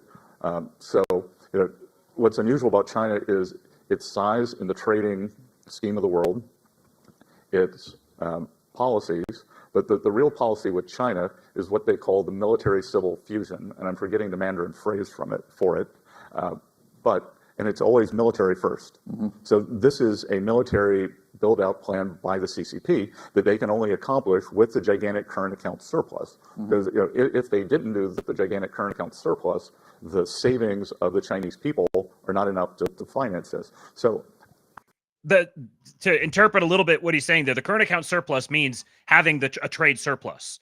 So net exporting more than they import. So if they're exporting more than they import, that means that they're getting back assets in return for that. They're getting back currencies. They're getting back, and they're using that currency to buy debt from other nations. This is an imbalance that they're doing as a military imperative. They are projecting military power by amassing large amounts of other currencies and a debt from other countries that they purchase with those currencies. They're keeping this big surplus maintained as a way of leveraging other countries. This is another little clue, another little hint They're not saying it outright. BESSENT here isn't saying it outright, but the insinuation here is this is a joint military civil effort by the Chinese. And so a countering response to them is also a joint military civil effort. It's a subtle thing. He does not saying, he's just implying it. But I've been telling you guys, the Trump administration and everything that they're doing, him being placed into power in the first place, him being protected and enabled to actually take power, and then all the different agendas they're undertaking, these are matters of national security that are being undertaken as part of a military imperative. And this is the way the administration sees it. So I don't think it's unreasonable to characterize Trump's ascent into power as effectively maybe you could call it like a proxy military coup. Yes, and then they buy our land. Right, they buy our land, they buy our stocks, this is February 21. Trump effectively told, Luke Grumman's been saying this so many times now, and it's true. He issued the executive order that effectively told China, get the hell out of our equities markets. Just go. Just get out. Divest yourself. Maria Bartiromo, I believe it was, asked BESSENT the other day if they would consider banning Chinese companies from the American stock market. And he said, everything's on the table. So when you see signs of China divesting itself from America, and you say, oh no, there's all the people who are out there thinking, oh, China's just dumping treasuries. They're going to crash the treasury market. Realize the perspective that the administration is operating from is we want China to divest from our assets. We want China to divest from us. We're engineering a situation in which China divests from us because their trade surplus is globally unsustainable. They need to dial back their production and dial up their consumption. This is what's being incentivized. Disentangle ourselves from each other.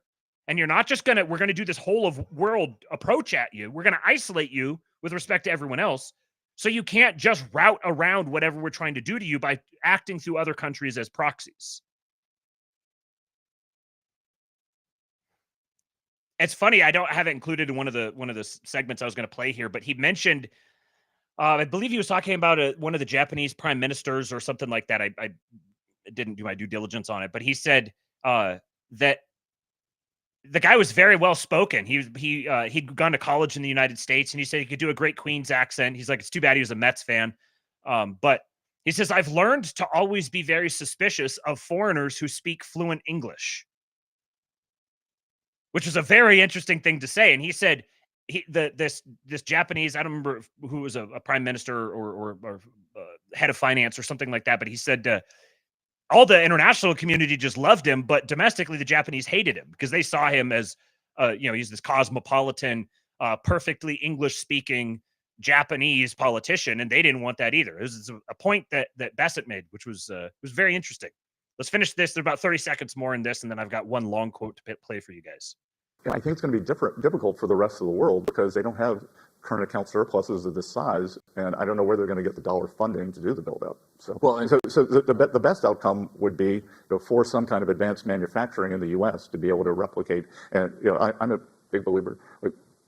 I think, unfortunate as the COVID experience was, it was a good warning shot that who knew that 70, 80, 90% of ingredients for our medicines came from China.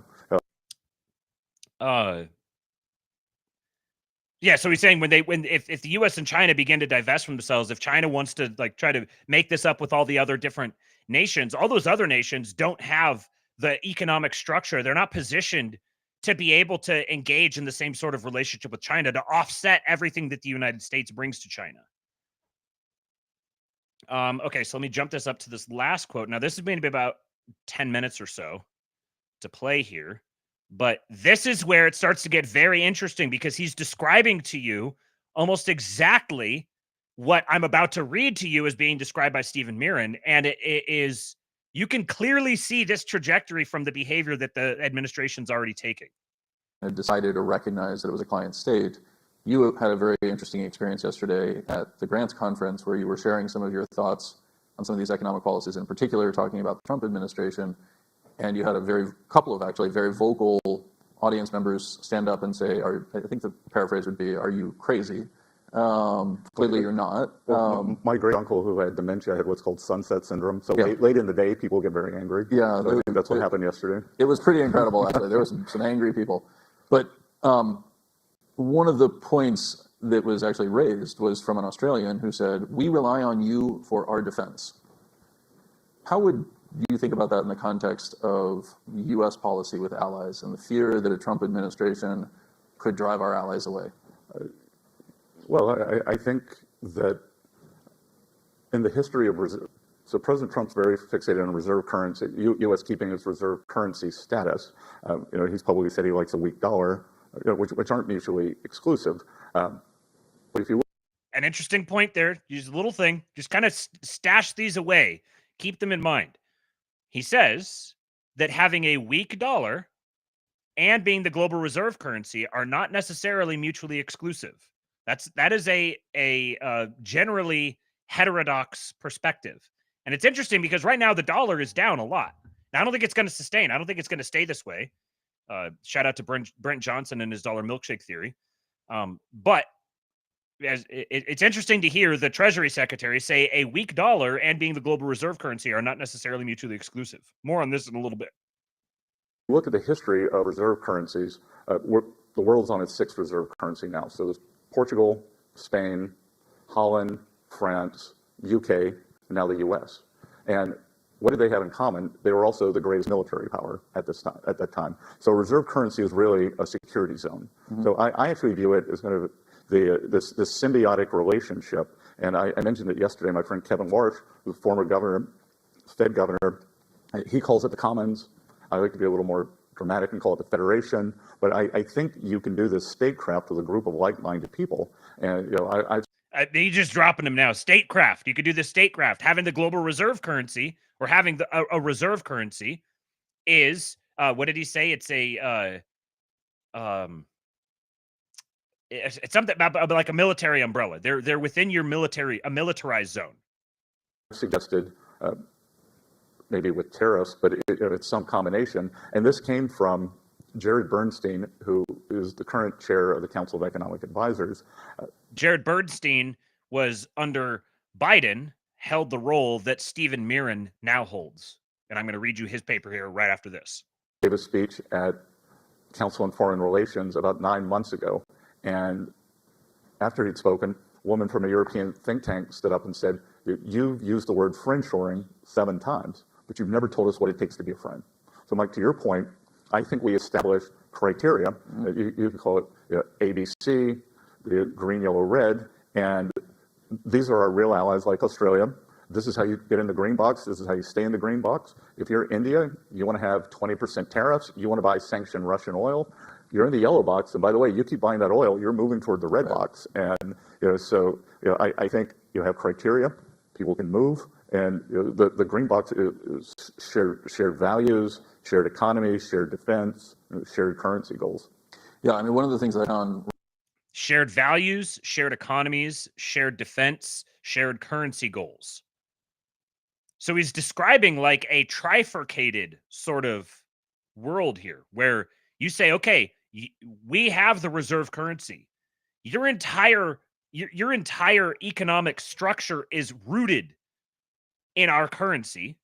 If we nuke our currency, you guys get obliterated. So you guys have a very strong obligation to work with us here to resolve some of the existential issues that we're experiencing. So if you would like to receive our military protection, then you would like to have our reserve currency, this is the cost of it. The cost is that you need to do the things necessary to keep yourself in the green zone, which is having shared values. Think about the speeches that J.D. Vance and Pete Hegseth gave over in Europe. Shared values, actual shared values. So if censorship, if like internet censorship is a shared value, like opposing internet censorship is a shared value of ours, as obviously it is for the administration, then you can't stay in the green zone and get all the military defense and reserve currency privileges, maybe a preferred price on the dollar. You're not going to get those things unless you have the shared values, shared currency goals, and then whatever the other ones, shared defense, and there was something else. He's describing to you what the administration's goal here is. So they're setting up the pretext for them to carve their relationship with each other nation into, you're going to fall into one of these three baskets, or however many baskets they create. They could add a fourth or whatever. Either you're in the green zone, which means you get all the perks, all the benefits, or you're in the yellow zone, which means you get some of the perks, but we're going to hold back some of it until you behave the way we want you to. Because us providing you military protection is not something that's just going to come to you for free. You're going to pay for that in some form of economic sovereignty. And just the same, us providing you with the use of our currency as the reserve currency with all the benefits that comes from that means that you are going to have to sacrifice some military sovereignty. Remarkable about that individual standing up and saying that. It's actually just that pure admission, right? We rely on you for our defense. Right? Coming from an ally, that's not actually an ally, right? That's a client state. Yep. Well, then he's talking about Australia there. This is an Australian person that said, we rely upon you for our national defense. And Mike Green's exactly right. That is not an ally. If we rely upon you for our defense, we can't say we're allies. If you don't want to rely upon us for our defense, you can build up your own military and make yourself own. You could manage your own defense. But it would be silly for us to treat you as an ally monetarily, allow you just free access to our currency as the reserve currency, while you're building up militarily as not an ally, but as a peer competitor. At that point, why shouldn't we, if you want to take it one step further, the Japanese were very good in their last budget. They did what they were supposed to do. They did a substantial hike in military spending, but they did it in yen. Mm-hmm. So then the yen depreciated, and in dollars, they actually, I think, may have gone down a little on a 12-month basis. So also, is there some kind of statecraft to do, especially with NATO, because the Germans seem to have this lingering insecurity from World War II. Is there something to do where you go to them and say, look, we have these 40 or 50-year military bonds. We want you to buy these. We will do an unlimited repo at the Fed on them. It's at a good rate for the U.S., and we're the military shield. Mm-hmm. Same with the Saudis. Same with, but codify it a bit more, but also instead of President Trump saying, oh, we're going to pull out of NATO if they don't pay, just make them a mechanism to pay. Make them pay and pay in advance. Yeah. Don't do buy now, pay later. They do a layaway plan. Well, the funny part is, so if we're going to provide you the military protection, we already have all these military bases in all these places. We're already actively spending on providing you this protection. If we're going to do that, then you need to pay for it. And you will pay for it by buying this long duration debt. And in return for that, we'll give you unlimited repo at the Fed. But if you're going to get our military protection, then you cannot be undermining our currency, undermining the currency relationship. You can't be doing this like unrestrained rehypothecation of dollars that you're maximally leveraging and then using that as like a gigantic lever to pull us around and manipulate our markets. And we're not going to get these wild trade imbalances. You're going to have to buy our shit as well. We're working on making sure we're going to be producing the shit and you need to buy it, so that neither one of us gets in this super off-kilter equilibrium. We need to stay at actual equilibrium. So that was actually how we did the financing of World War II, right? So it was, the Lend-Lease program. We're going to give it to you first, and you're going to pay us for it over time. Yep. Interesting. That's a really interesting point. So he's identifying, again, he's dropped a couple hints. He, being Bessent, has dropped a couple hints here as well about how much of a history buff he is. But he's saying that Lend-Lease program that happened at the end of World War II, that was a bad idea. Where we're going to give it to you now and then you'll pay over time. No, if you want that, we're happy to provide it to you, but we're going to provide it to you as a service. So for us to be defined as allies now means we are engaged in mutually beneficial behavior. It's not just we subsidize your markets. We allow you to have these large social welfare programs and create these like financialization schemes leveraged off of our currency. And we're just going to provide you presumptive protection, and you can go be as belligerent or hostile to anyone else as you want, and we're just going to pick up the bill for your mouth. If we're going to be allies, it's going to be because we have agreed on terms that are mutually beneficial to us. And we're the ones that define those terms because we're the ones who hold the cards here. Because we have the reserve currency that you constructed for us. I rarely hear you emotional in the context of saying something. But when we were outside, we were talking about that bottom 50% and how hard it is. I think a lot of the dialogue that would exist today around things like tariffs is, well, wait a second, that's a regressive tax that impacts the low-end consumer far more so on a relative basis than it does the high-end consumer.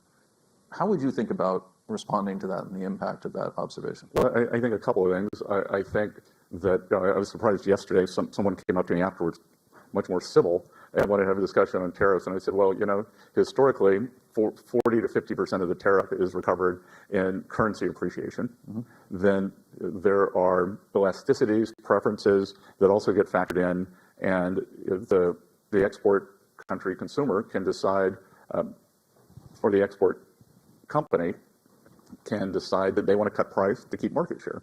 So it is far from one for one, and I think that the interesting thing about tariffs to me is something that got put away for a long time, and I think like tariffs for the sake of tariffs aren't interesting, but there's an old Soviet nuclear strategy called escalate to de-escalate, and fortunately it was never, or so far hasn't been used.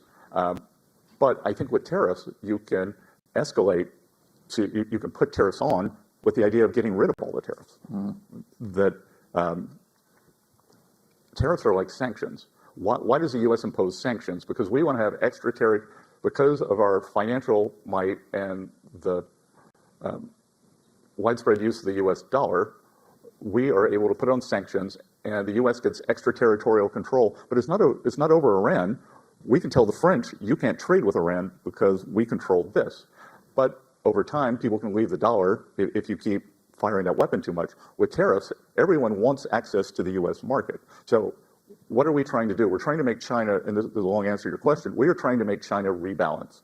China over-manufactures, and they deprive the household sector. They underconsume, yeah. They underconsume. So if you push them to rebalance, then the identity of that is more U.S. manufacturing. Mm-hmm. And on both sides, my trigger-happy tariff friends, or the reshoring and the we've got to definancialize the U.S. I tell, like, this is a 10-year project, and you've got two patients. You got the U.S.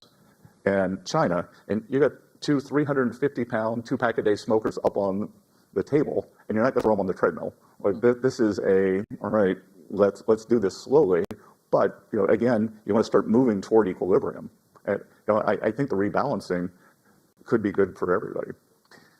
So one of the ideas that you mentioned before was this idea of a gradual tariff, right? So first month 2.5%, second month 2.5%, et cetera, effectively trying to force that change. But the way you just laid this out is, it's just flipping the MFN script from 2000 and saying, well, we tried being really nice to get you to change, and that didn't work. And so now we're going to start, sending you to your room or penalizing your behavior. You also brought up something that echoes. Oh, well, it's like with my son. I gave him this credit card, but I keep having to ratchet down the limit. Yeah, there's always an exception every. Oh yeah. Yeah, my kids are pretty good about that. Although my daughter's in the audience, and she's had a few errors on that too. I want to open it up for questions. Actually, I had 5 minutes because I've monopolized your time. But as always, this is absolutely fantastic. Are there questions from the audience? Okay. So let's get to this. Stephen Miran, a user's guide to restructuring the global trading system. Do me a favor and hit the like button, folks. We got 126 watching our Saturday afternoon lab, and I guess it's evening now. Only 53 likes. I need you guys to step it up. I'm doing my best to bring you guys the best content and working the hamster wheels in my brain to try to bring this stuff to you guys. So do me a favor and hit the like button. Appreciate all the comments so far. Do me a favor and drop some Trumps in the chat. Let's boost the comment rate to help us fight back against the algorithm. And I think there was something I was going to read here. Yeah, Sergio Castrati says, Jesus, Austro-libertarians would all have seizures, aneurysms, and heart attacks if they listened to this. Right.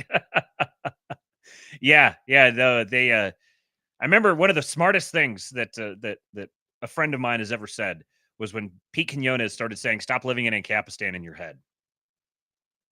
Fenris Unbound said, white pill, international ankle biting won't matter anymore. Black pill, until warheads start flying, it's probably just Q-level cope. Well, the idea here is that the warheads don't actually have to start flying. If the warheads start flying, then everyone has lost. So I'm going to encourage you guys to go read this entire thing, but I'm just going to read this first section here talking about the Triffin world, and then I'm going to read chapter 4, which is about currencies. And I'm going to try to get through all of this here in about 45 minutes or so, because my family has a soccer game to watch tonight. So let's get this started. This is from written by Stephen Miran, the chair of the Council on Economic Advisors for President Trump. And it's called A User's Guide to Restructuring the Global Trading System. This is where the term Mara Lago Accord came from. It was from this paper.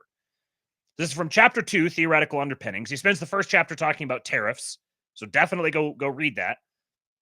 But then he gets started here. So the roots of economic discontent lie in the dollar, the Triffin world. The deep unhappiness with the prevailing economic order is rooted in persistent overvaluation of the dollar and asymmetric trade conditions. Such overvaluation makes U.S. exports less competitive, U.S. imports cheaper, and handicaps American manufacturing. So if the dollar is too valuable, this is why BESSENT said that you can have a weaker dollar and it still be the reserve currency. You just have to do it the right way. But the more expensive the dollar is, the more overvalued it is, the more handicapped American manufacturing becomes. And this eventually becomes a national security imperative, as it is now.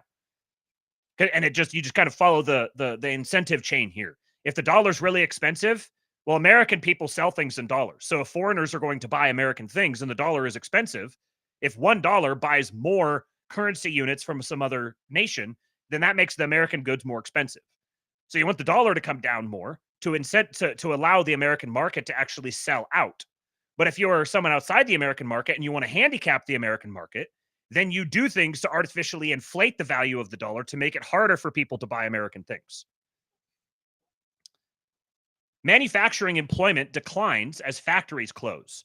Those local economies subside. Many working families are unable to support themselves and become addicted to government handouts or opioids and move to more prosperous locations.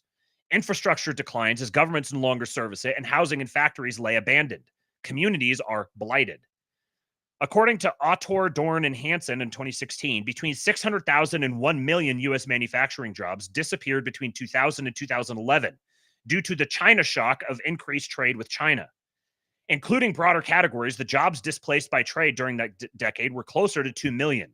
Even 2 million job losses over a decade represents only 200,000 per year, a fraction of the churn of jobs that occurs every year because of technology rising and falling firms and sectors in the economic cycle. But that logic was flawed in two ways. First, the estimates of job losses due to trade increased over time as new research emerged. For instance, Autor, Dorn, and Hansen in 2021. The China shock was much larger than initially estimated. Indeed, plenty of non-manufacturing jobs which depended on local manufacturing economies were lost as well. Second, many job losses were concentrated in states and specific towns where alternative employment was not easily available. For these communities, the losses were severe. So if you have a factory in a small town, think about all the different jobs that are not directly manufacturing jobs, but are that exist because that factory exists there. You might have a local bank because all the people who are going to work in the factory, they have homes. And so for their homes, they're going to employ landscapers and they're going to employ plumbers and electricians. And they're going to borrow money. They're going to take on a mortgage to buy that home. And so you have a local bank or local credit union. And then you have, a local grocery store. But if the factory shuts down and there's no reason for all those people to live there anymore, they gradually move away and all of those other jobs all take a hit as well. So if you're just strictly looking at the jobs in the factories disappearing, you're missing the actual magnitude of it. And when you have one town that has a factory in it, if you take that factory out, then the entire town just becomes decimated because it has a uniquely disproportionate effect because of the significance of the presence of that factory in that town. The problem is compounded by the reversal of the end of history and the return of national security threats. So we're no longer at the Fukuyama world. We have to break out of the Fukuyama brain because now there are actual national security threats. We can't just say, oh, we just get rid of all of our militaries now because we're all going to live in harmony with one another. No, we actually have national security threats. With no major geopolitical rivals, U.S. leaders believed they could minimize the significance of declining industrial plants. But with China and Russia as not only trade but security threats, having a robust and well-diversified manufacturing sector is of renewed necessity. If you have no supply chains with which to produce weapons and defense systems, you have no national security. As President Trump argued, if you don't have steel, you don't have a country. Think about this in the context of the UK just losing their entire steel industry over the last decade or so. While many economists fail to include such externalities in their analysis and are therefore happy to rely on trade partners and allies for such supply chains, the Trump camp does not share that trust. Many of America's allies and partners have significantly larger trade and investment flows with China than they do with America. Are we so sure we can trust them if worse comes to worst? Such problems are compounded by aggressive Chinese espionage. According to reports in the Wall Street Journal, in September alone, quote, the Federal Bureau of Investigation said a Chinese state-linked firm hacked 260,000 internet-connected devices, including cameras and routers in the U.S., Britain, France, Romania, and elsewhere, and a congressional probe said Chinese cargo cranes used at U.S. seaports had embedded technology that could allow Beijing to secretly control them, end quote. The security, espionage, and sabotage vulnerability of sensitive imports from China continues to grow. In this telling, persistent overvaluation of the dollar is the key mechanism for trade imbalances, keeping imports from abroad stubbornly cheap, despite widening trade deficits. So how is it possible that currency markets, which are the largest markets in the world in terms of sheer trading volume, don't equilibrate? The answer lies in the fact that there are at least two concepts of equilibrium for currencies. One is rooted in models of international trade. In trade models, currencies adjust over the long term to balance international trade. If a country runs a trade surplus for a sustained period, it receives foreign currency for its goods, which it then sells for its domestic currency, pushing its domestic currency higher. That process occurs until its currency is strong enough that its exports decline and imports increase, balancing trade. The other equilibrium concept is financial and comes from savers selecting investment alternatives among different nations. In this equilibrium concept, currencies adjust to make investors indifferent between holding assets denominated in different currencies on an ex-ante at risk adjusted basis. So I just want to go back to refer to something back here. All of that's being discussed here, he's getting into the details of the so-called Triffin's dilemma. And when you hear people who are saying really stupid things like, what was the take recently? America benefits by getting lots and lots of cheap things, and then everybody else just buys their debt. So why isn't America just satisfied getting everything basically for free? Just so you get all this cheap stuff. Why aren't you satisfied with that? This is a tell that someone does not remotely understand the nature of global trade. Doesn't understand the cost to America of so-called getting lots of things for free or getting lots of goods very cheaply. There's no such thing as a free lunch. So if you're getting something really cheaply, you're paying for it somewhere else. So anyone who's like holding the global reserve currency as a privilege that America should be happy about, and they're just all these stupid Americans they're just super petulant and don't recognize how great it is to have the global reserve currency. They should just be happy for it and just accept it, what comes with it. This is gay and retarded. This is midwit tier commentary. However, the latter class of models becomes more complicated when a nation's currency is a reserve asset, as is America's. So you could have a reserve asset and you could have your currency, or you could have your reserve asset be your currency. And in the case of America, our reserve asset is our currency. Because America provides reserve assets to the world, there is demand for U.S. dollars and U.S. Treasury securities. that is not rooted in balancing trade or in optimizing risk-adjusted returns. These reserve functions serve to facilitate international trade and provide a vehicle for large pools of savings, often held for policy reasons, e.g. reserve or currency management or sovereign wealth funds, rather than return maximization.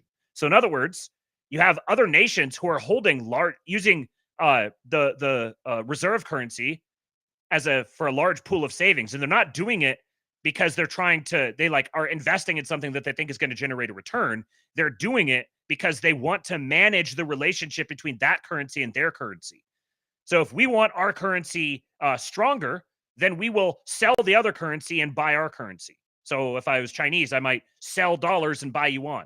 If I want the yuan to be cheaper or weaker, then I'm going to sell yuan and buy dollars. And so they'll maintain a pool of currencies for the sake, not because I'm going to buy this currency because it's an asset that's going to appreciate. I'm going to buy this so that I can try and control, for policy reasons, control the other country.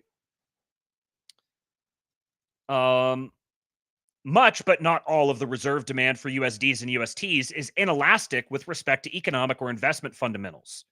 Treasuries bought to collateralize trade between Micronesia and Polynesia are bought irrespective of the U.S. trade balance with either the latest jobs report or the relative return of treasuries versus German bunds.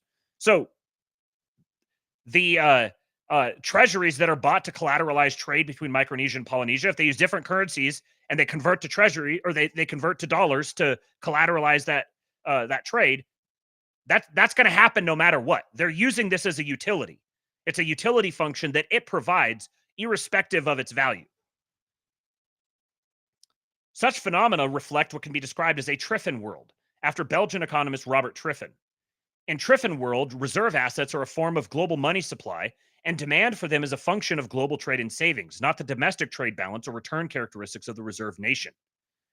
When the reserve country is large relative to the rest of the world, there are no significant externalities imposed on the reserve country from its reserve status. The distance from the Triffin equilibrium to the trade equilibrium is small.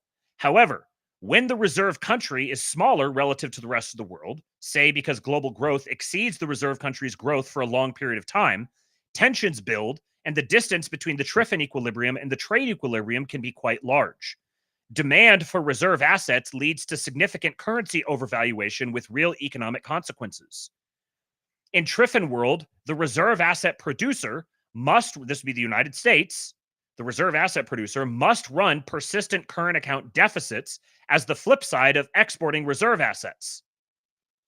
So because we produce the dollar, and there's such global demand for dollars, which makes dollars stronger, which makes U.S. exports weaker, we have to run a trade deficit, a current account deficit, in order to supply sufficient dollars to everyone else.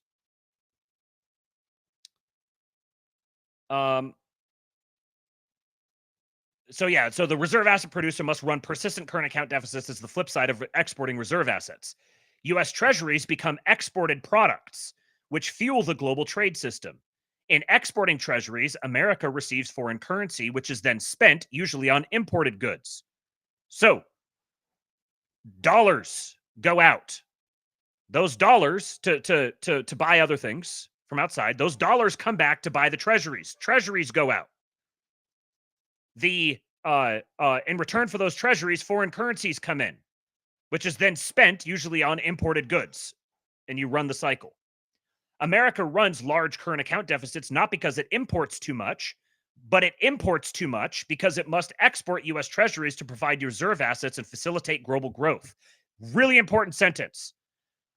The reason America runs large current account deficits is not because it's importing too much.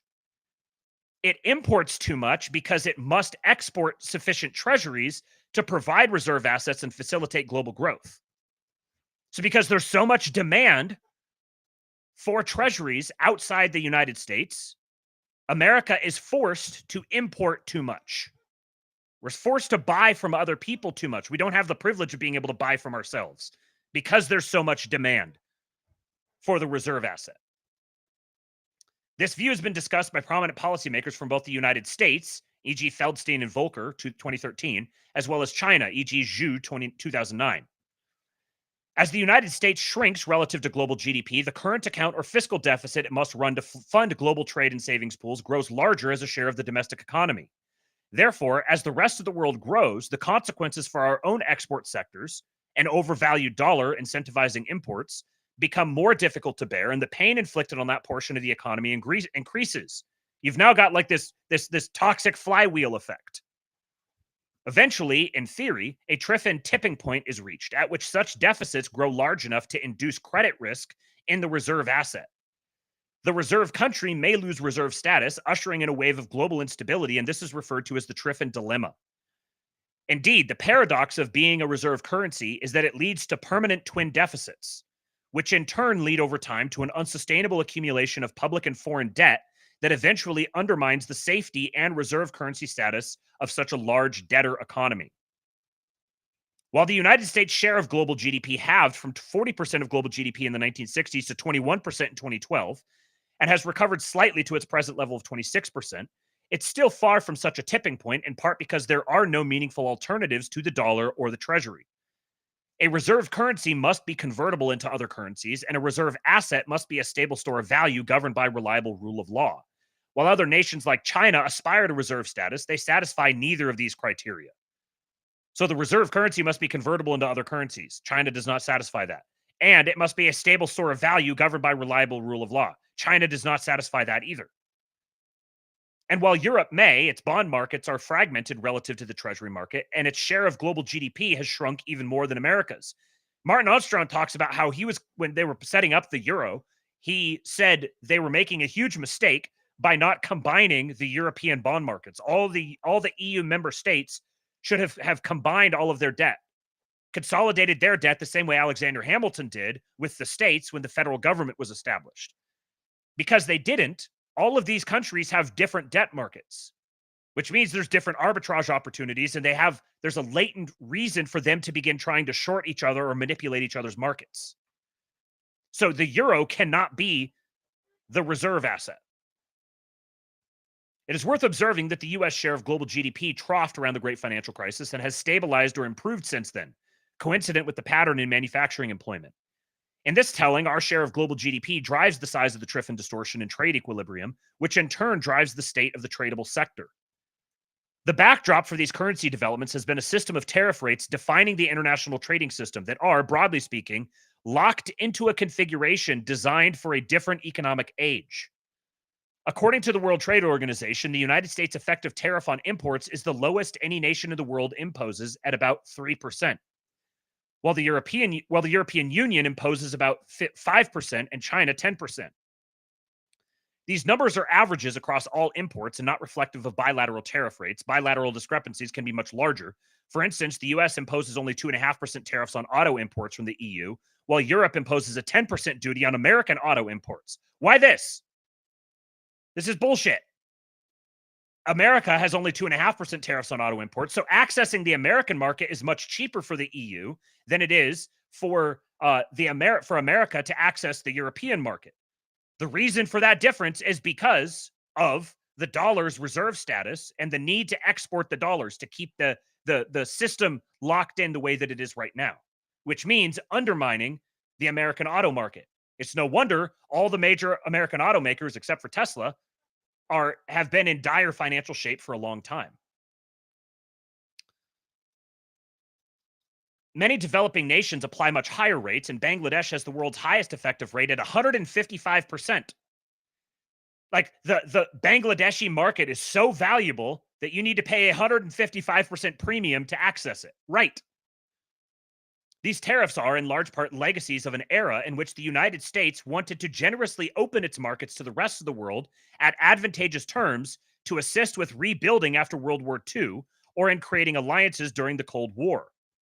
So America opens its markets. America intentionally handicaps itself for the benefit of everyone else, because the European markets needed to reboot themselves after they started a war with each other, yet another long line of wars. And America had to come in and save the day. And then America opened its markets up, gave them generous terms, and then just locked these in place for the foreseeable future. That's why Europe was able to recover after World War II so quickly because they did it on the backs of Americans. Moreover, tariffs in some cases enormously understate the unevenness of the playing field, as some nations employ material non-tariff barriers, steal intellectual property, and more.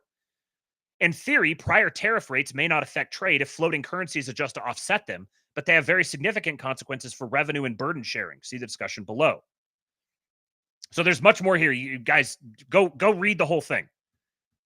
But I wanted to get the part talking about the Triffin dilemma, and then we're going to talk about currencies.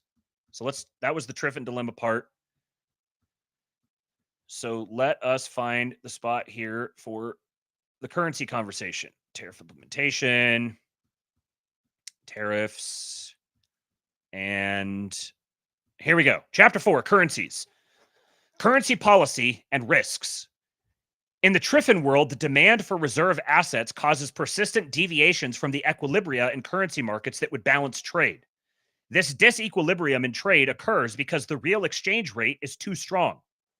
Exchange rate overvaluation can be redressed by tariffs, as discussed above, or by addressing the undervaluation of other nations' currencies, as occasionally floated by President Trump, Vice President-elect J.D. Vance, and former Trump administration officials like Peter Navarro and Robert Lighthizer.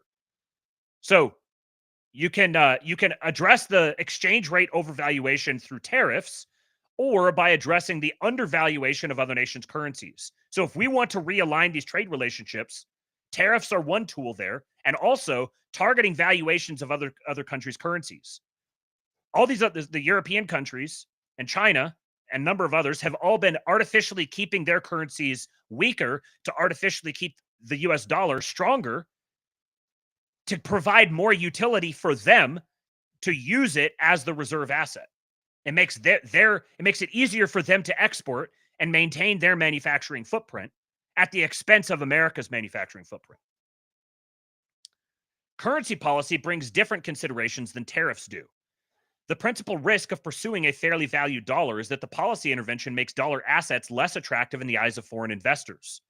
At the time of writing, the yield on 10-year U.S. Treasury debt is roughly 4.25% per year. Now it's up at, last I saw, it was like 4.48 or somewhere in that vicinity. I haven't looked at it in a day or so. Supposed movement towards the currency valuation that would arise in a trade balance equilibrium would result in foreign holders of U.S. Treasuries expecting a 15% reduction in the domestic value of their Treasury holdings.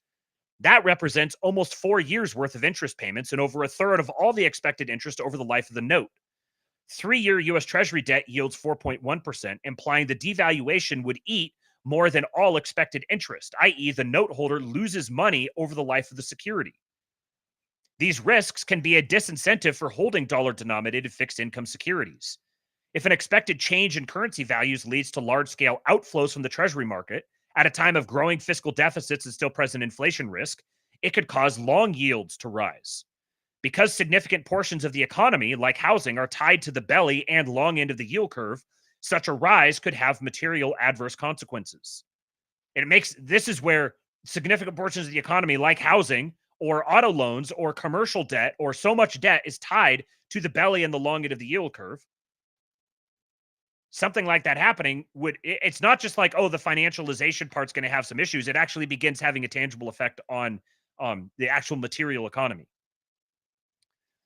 This risk will be somewhat compounded if inflation remains elevated. As discussed in the section on tariffs, the results in Gopinath in 2015 indicate that a 20% depreciation in the dollar would boost CPI inflation by 60 to 100 basis points.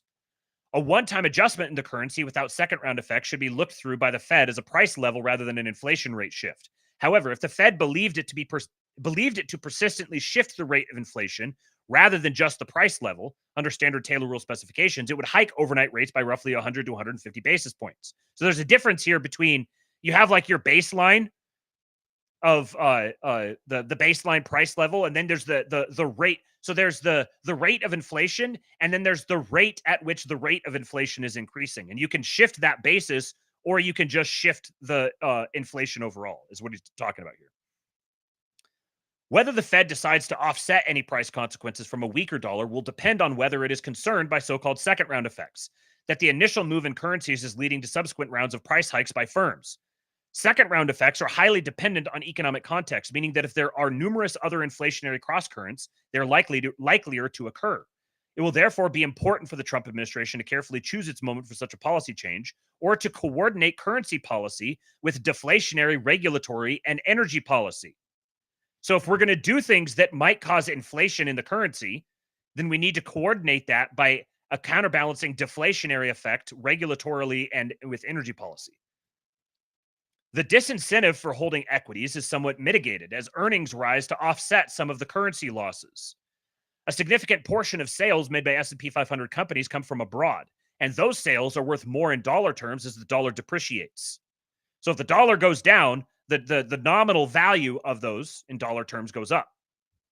Earnings will increase as companies are able to increase selling prices. While higher yields may weigh on multiples, the increase in earnings can mitigate volatility. It is worth repeating that many of these policies are untried at scale or haven't been used in almost half a century, and that this essay is not policy advocacy, but an attempt to catalog the available tools and analyze how useful they may be for accomplishing various goals. Multilateral currency approaches. Historically, multilateral currency accords have been the principal means of implementing intentional changes in the value of the dollar. So he's laid the groundwork for basically why the value of the dollar needs to be adjusted at a fundamental structural level, the sustained value of it. And here's the things you have to consider that could contextually be like ripple effects of doing it. Like a one-time change could have these ripple effects. And then he's saying, in order to actually do this, historically, what has happened is you've had a multilateral accord. So if this is something that has become necessary to preserve American manufacturing and by extent American national security, the way to do this is going to be through a multilateral currency accord. The Plaza Accord of 1985, in which the US, France, Germany, Japan, and the UK coordinated to weaken the dollar, and the Louvre Accord of 1987, which halted such weakness, are generally regarded as successful approaches to adjusting currency levels, though their economic consequences are somewhat more disputed. Because the value of the dollar in foreign exchange is also dependent on the forces affecting trading partners' currencies as well, coordination with those partners on the goal of changing the dollar's value can be very helpful. Today, the two other major currencies are the euro and the renminbi, although the yen is also of import. So think about this. They're saying, in order to accomplish this, you need to have a multilateral currency accord. This is how it's been done before. And what has the Trump administration positioned themselves for now? Now, they're having bilateral negotiations with something like 70 different nations. Well, what do you think they're negotiating? The tariffs were the thing that were used to stimulate the conversation, to stimulate the negotiation. But what do you think they're going to be negotiating?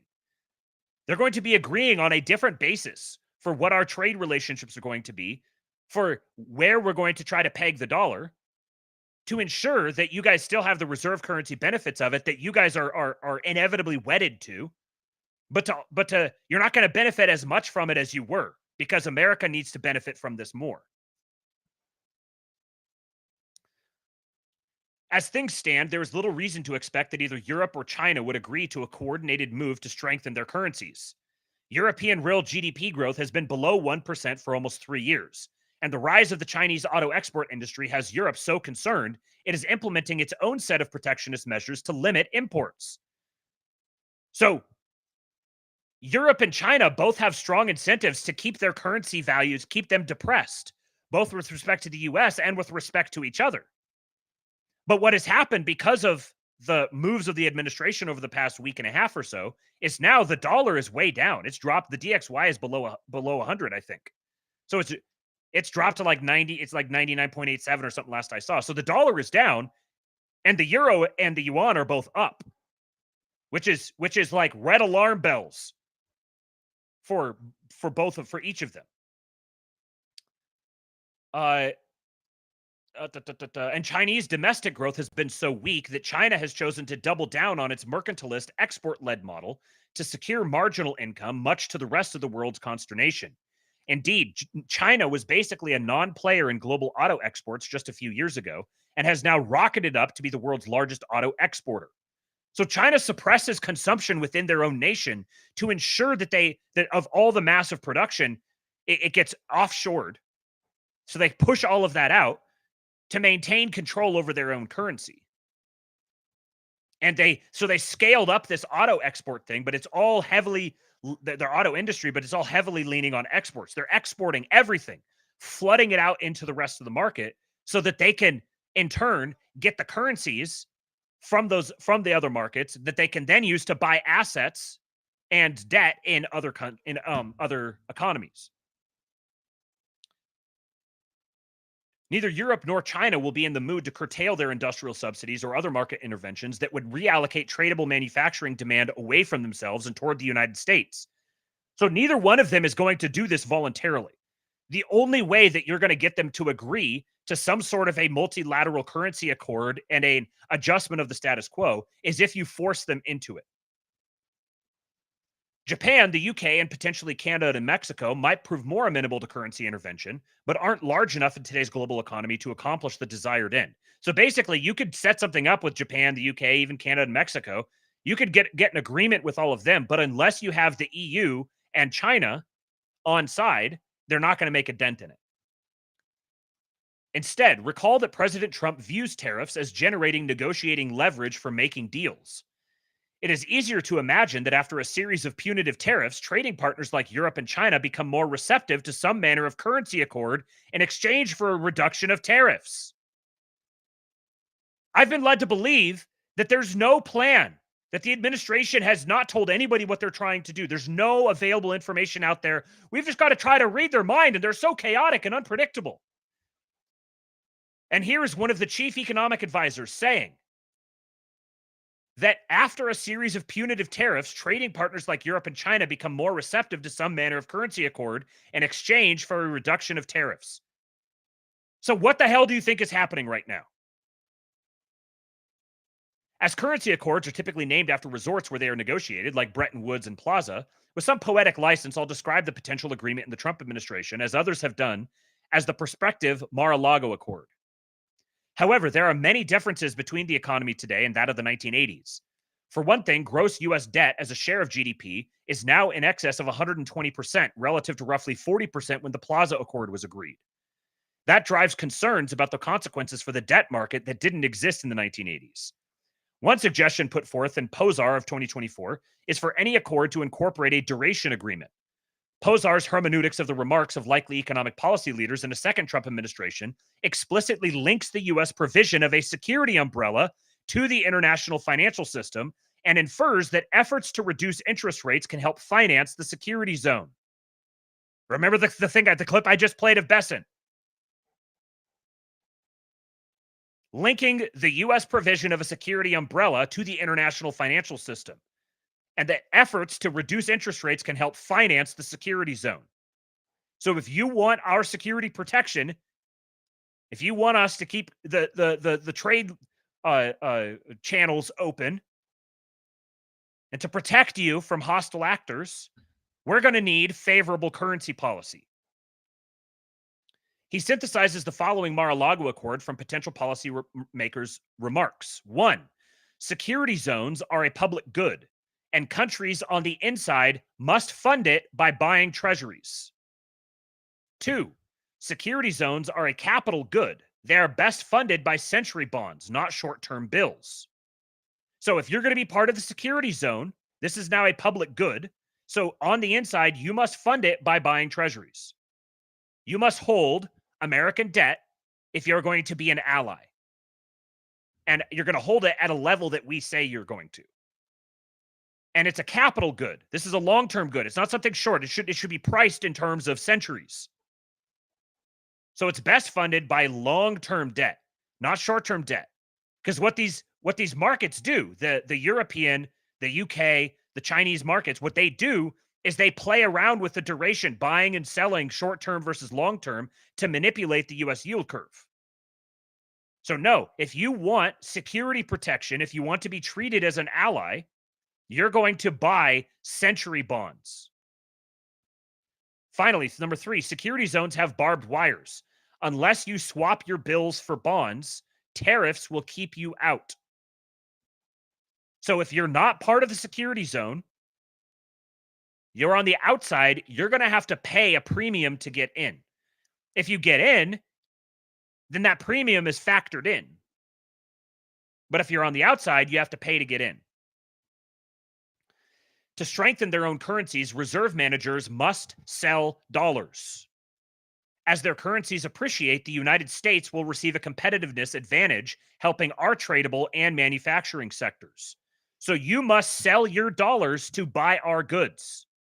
Where are you selling dollars to? You're selling them back to us. We're pulling the dollars back into our market to weaken the currency in order to make our exports more affordable, to ensure that we maintain a manufacturing sector because our national security depends upon it.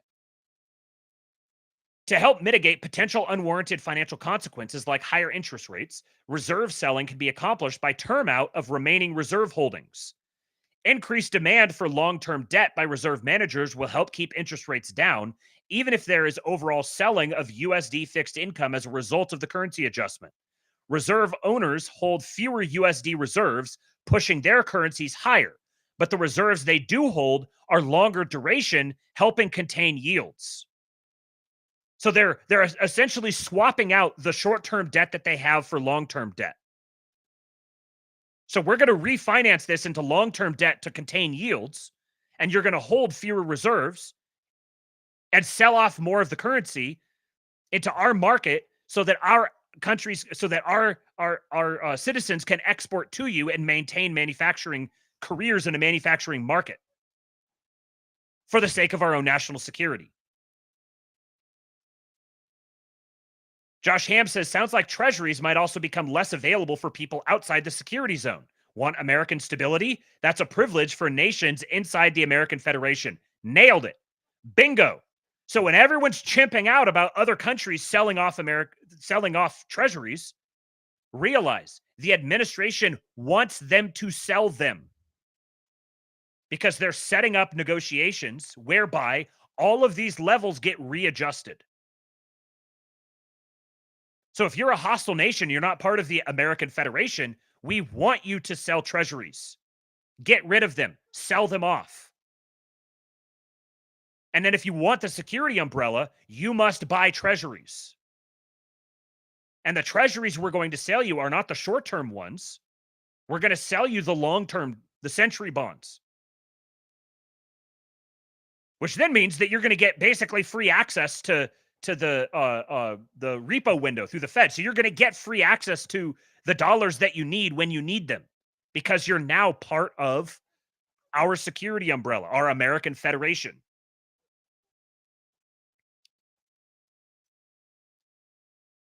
If the term out is into special century bonds as suggested by Posar, then the funding pressure on the U.S. taxpayer for financing global security is significantly alleviated. The U.S. Treasury can effectively buy duration back from the market and replace that borrowing with century bonds sold to the foreign official sector. Such a Mara Lago Accord gives form to a 21st century version of a multilateral currency agreement. President Trump will want foreigners to help pay for the security zone provided by the United States. A reduction in the value of the dollar helps create manufacturing jobs in America and reallocates aggregate demand from the rest of the world to the U.S. The term out of reserve debt helps prevent financial market volatility and the economic damage that would ensue. Multiple goals are accomplished with one agreement. But the term out of reserve debt shifts interest rate risk from the U.S. taxpayer to foreign taxpayers. How can the U.S. get trading and security partners to agree to such a deal? First, there is the stick of tariffs. Second, there is the carrot of the defense umbrella and the risk of losing it. Third, there are ample central bank tools available to help provide liquidity in the face of higher interest rate risk. Ex ante, there were also numerous doubts and questions about Trump's ability to secure improved trade terms from Mexico and Canada, Korea and China, and yet he succeeded. Recall that the purpose of official sector currency reserves is to defend the value of the currency in the face of market volatility and finance imports in a potential crisis. The reason reserve managers tend to keep duration risk low is because they need to be able to liquidate reserves to defend their own currencies when volatility spikes. So shorter term investments versus longer term investments to enable them enough liquidity to be able to manage potential crises. If they experience losses on their holdings because interest rates increase, they have reduced firepower for defending their currencies. Longer term debt is less liquid than short term debt, and crossing bid offer spreads can be costly in ultra long term debt. This mark-to-market risk of holding longer-term debt can be mitigated via swap lines with the Federal Reserve, or alternatively, with the Treasury's Exchange Stabilization Fund. The swap lines is going to be a big one, I suspect. So basically, as dollar liquidity in the offshore market begins to seize up, and all the different credit markets begin to grind to a halt because they don't have the liquidity to service everything, and there's massive demand for the dollar, which is going to shoot the dollar's value up. They're going to be needing more dollars. And now the only place they can go to get those dollars is swap lines at the Federal Reserve, where the Federal Reserve has swap line relationships with European banks, and they can offer them dollars that those banks can then turn around and lend, and they can lend against those dollars. But if you're not part of the security umbrella, if you don't have the favorable currency policy for us to maintain our manufacturing capacity for the sake of our own national security and the employment and the good of our citizens, you don't get the swap lines. So you have all of this dollar-denominated debt that you're managing, and you're in a liquidity crunch, but you can't get dollars. Where are you going to get all those dollars to? We're bringing all of them back. Where are you going to get them? You're going to have to come to us and get them. We close the swap line down. If you want the swap line opened up again, we're going to need a currency accord.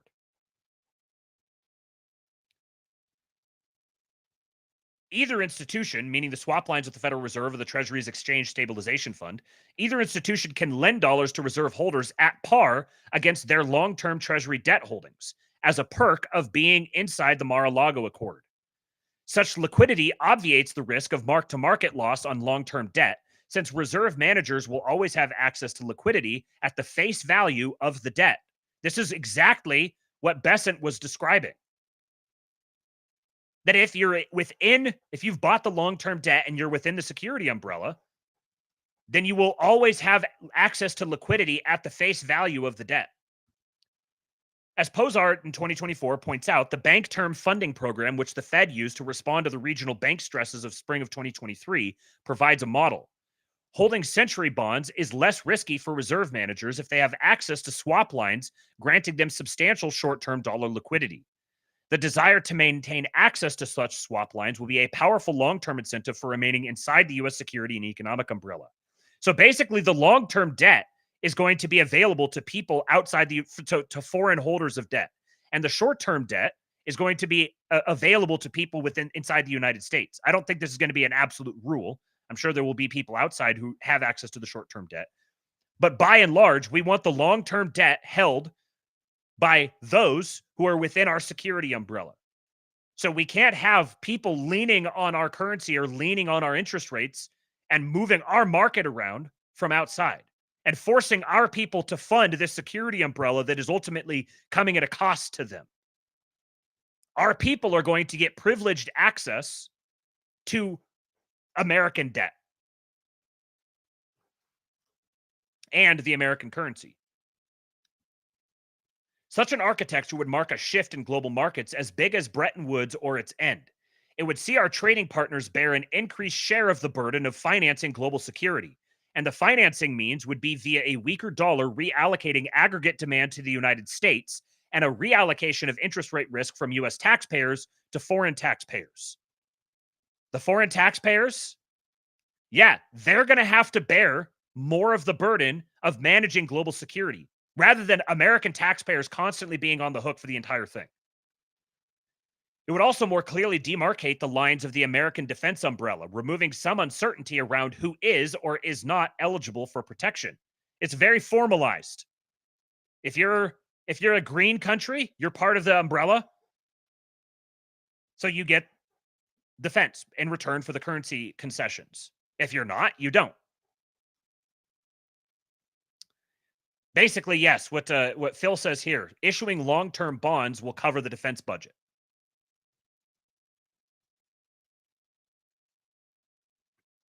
And Josh Ham says decreased offshoring will also benefit plebs, but that's a second-order effect that takes a little longer. What are you guys talking about in here? Oh, missed a super chat. $5 from Slosher.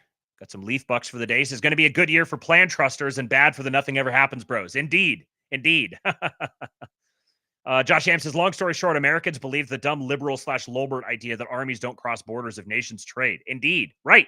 It turns out that yet another one of these bumper sticker quotes that libertarians love to smugly throw around is actually just fake and gay. Ryan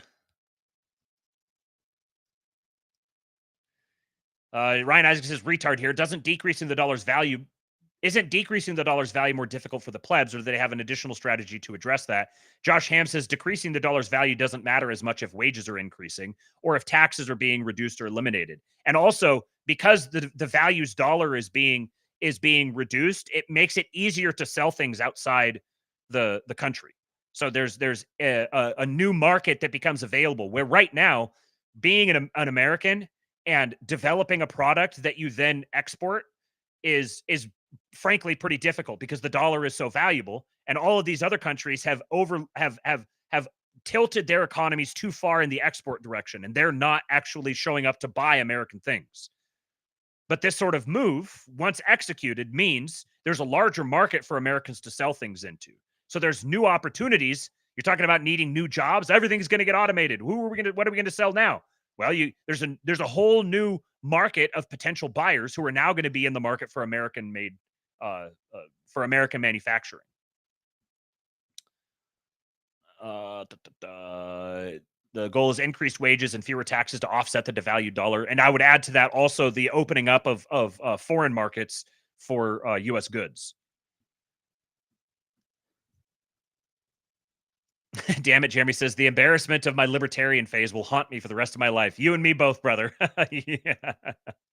Just got to blame it on being a kid, even though it's kind of late in life. Colin Ross says, seems like the U.S. would finally be taking advantage of the position we found ourselves in after World War II. Indeed. We've been put in this position where it looks like we have all the benefits and none of the drawbacks, but we're moving more and more in the direction of having all the drawbacks and none of the benefits. Josh says, made up example, $1 to build widget in China and ship it to America would cost $2 to build it in America. If the dollar loses value, now it's $1.50 in China and $1.50 in America, more risk in China. Right.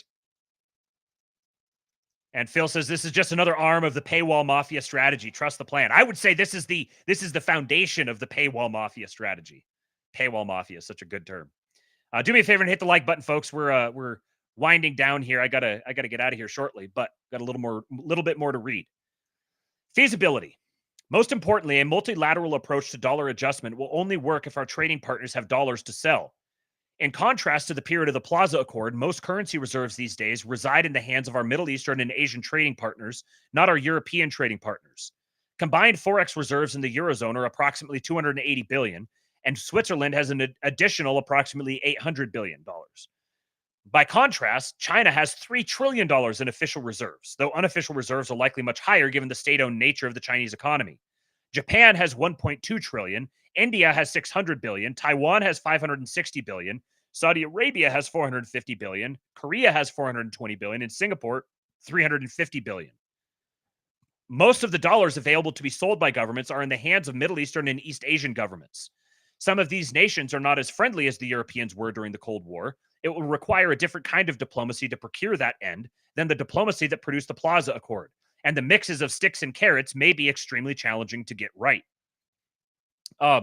So notice, combined Forex reserves, so foreign exchange reserves in the Eurozone are about $280 billion, and Switzerland has an additional $800 billion. So you're talking about $1.8 billion or $1.8 trillion in combined Forex reserves for the Eurozone and Switzerland area.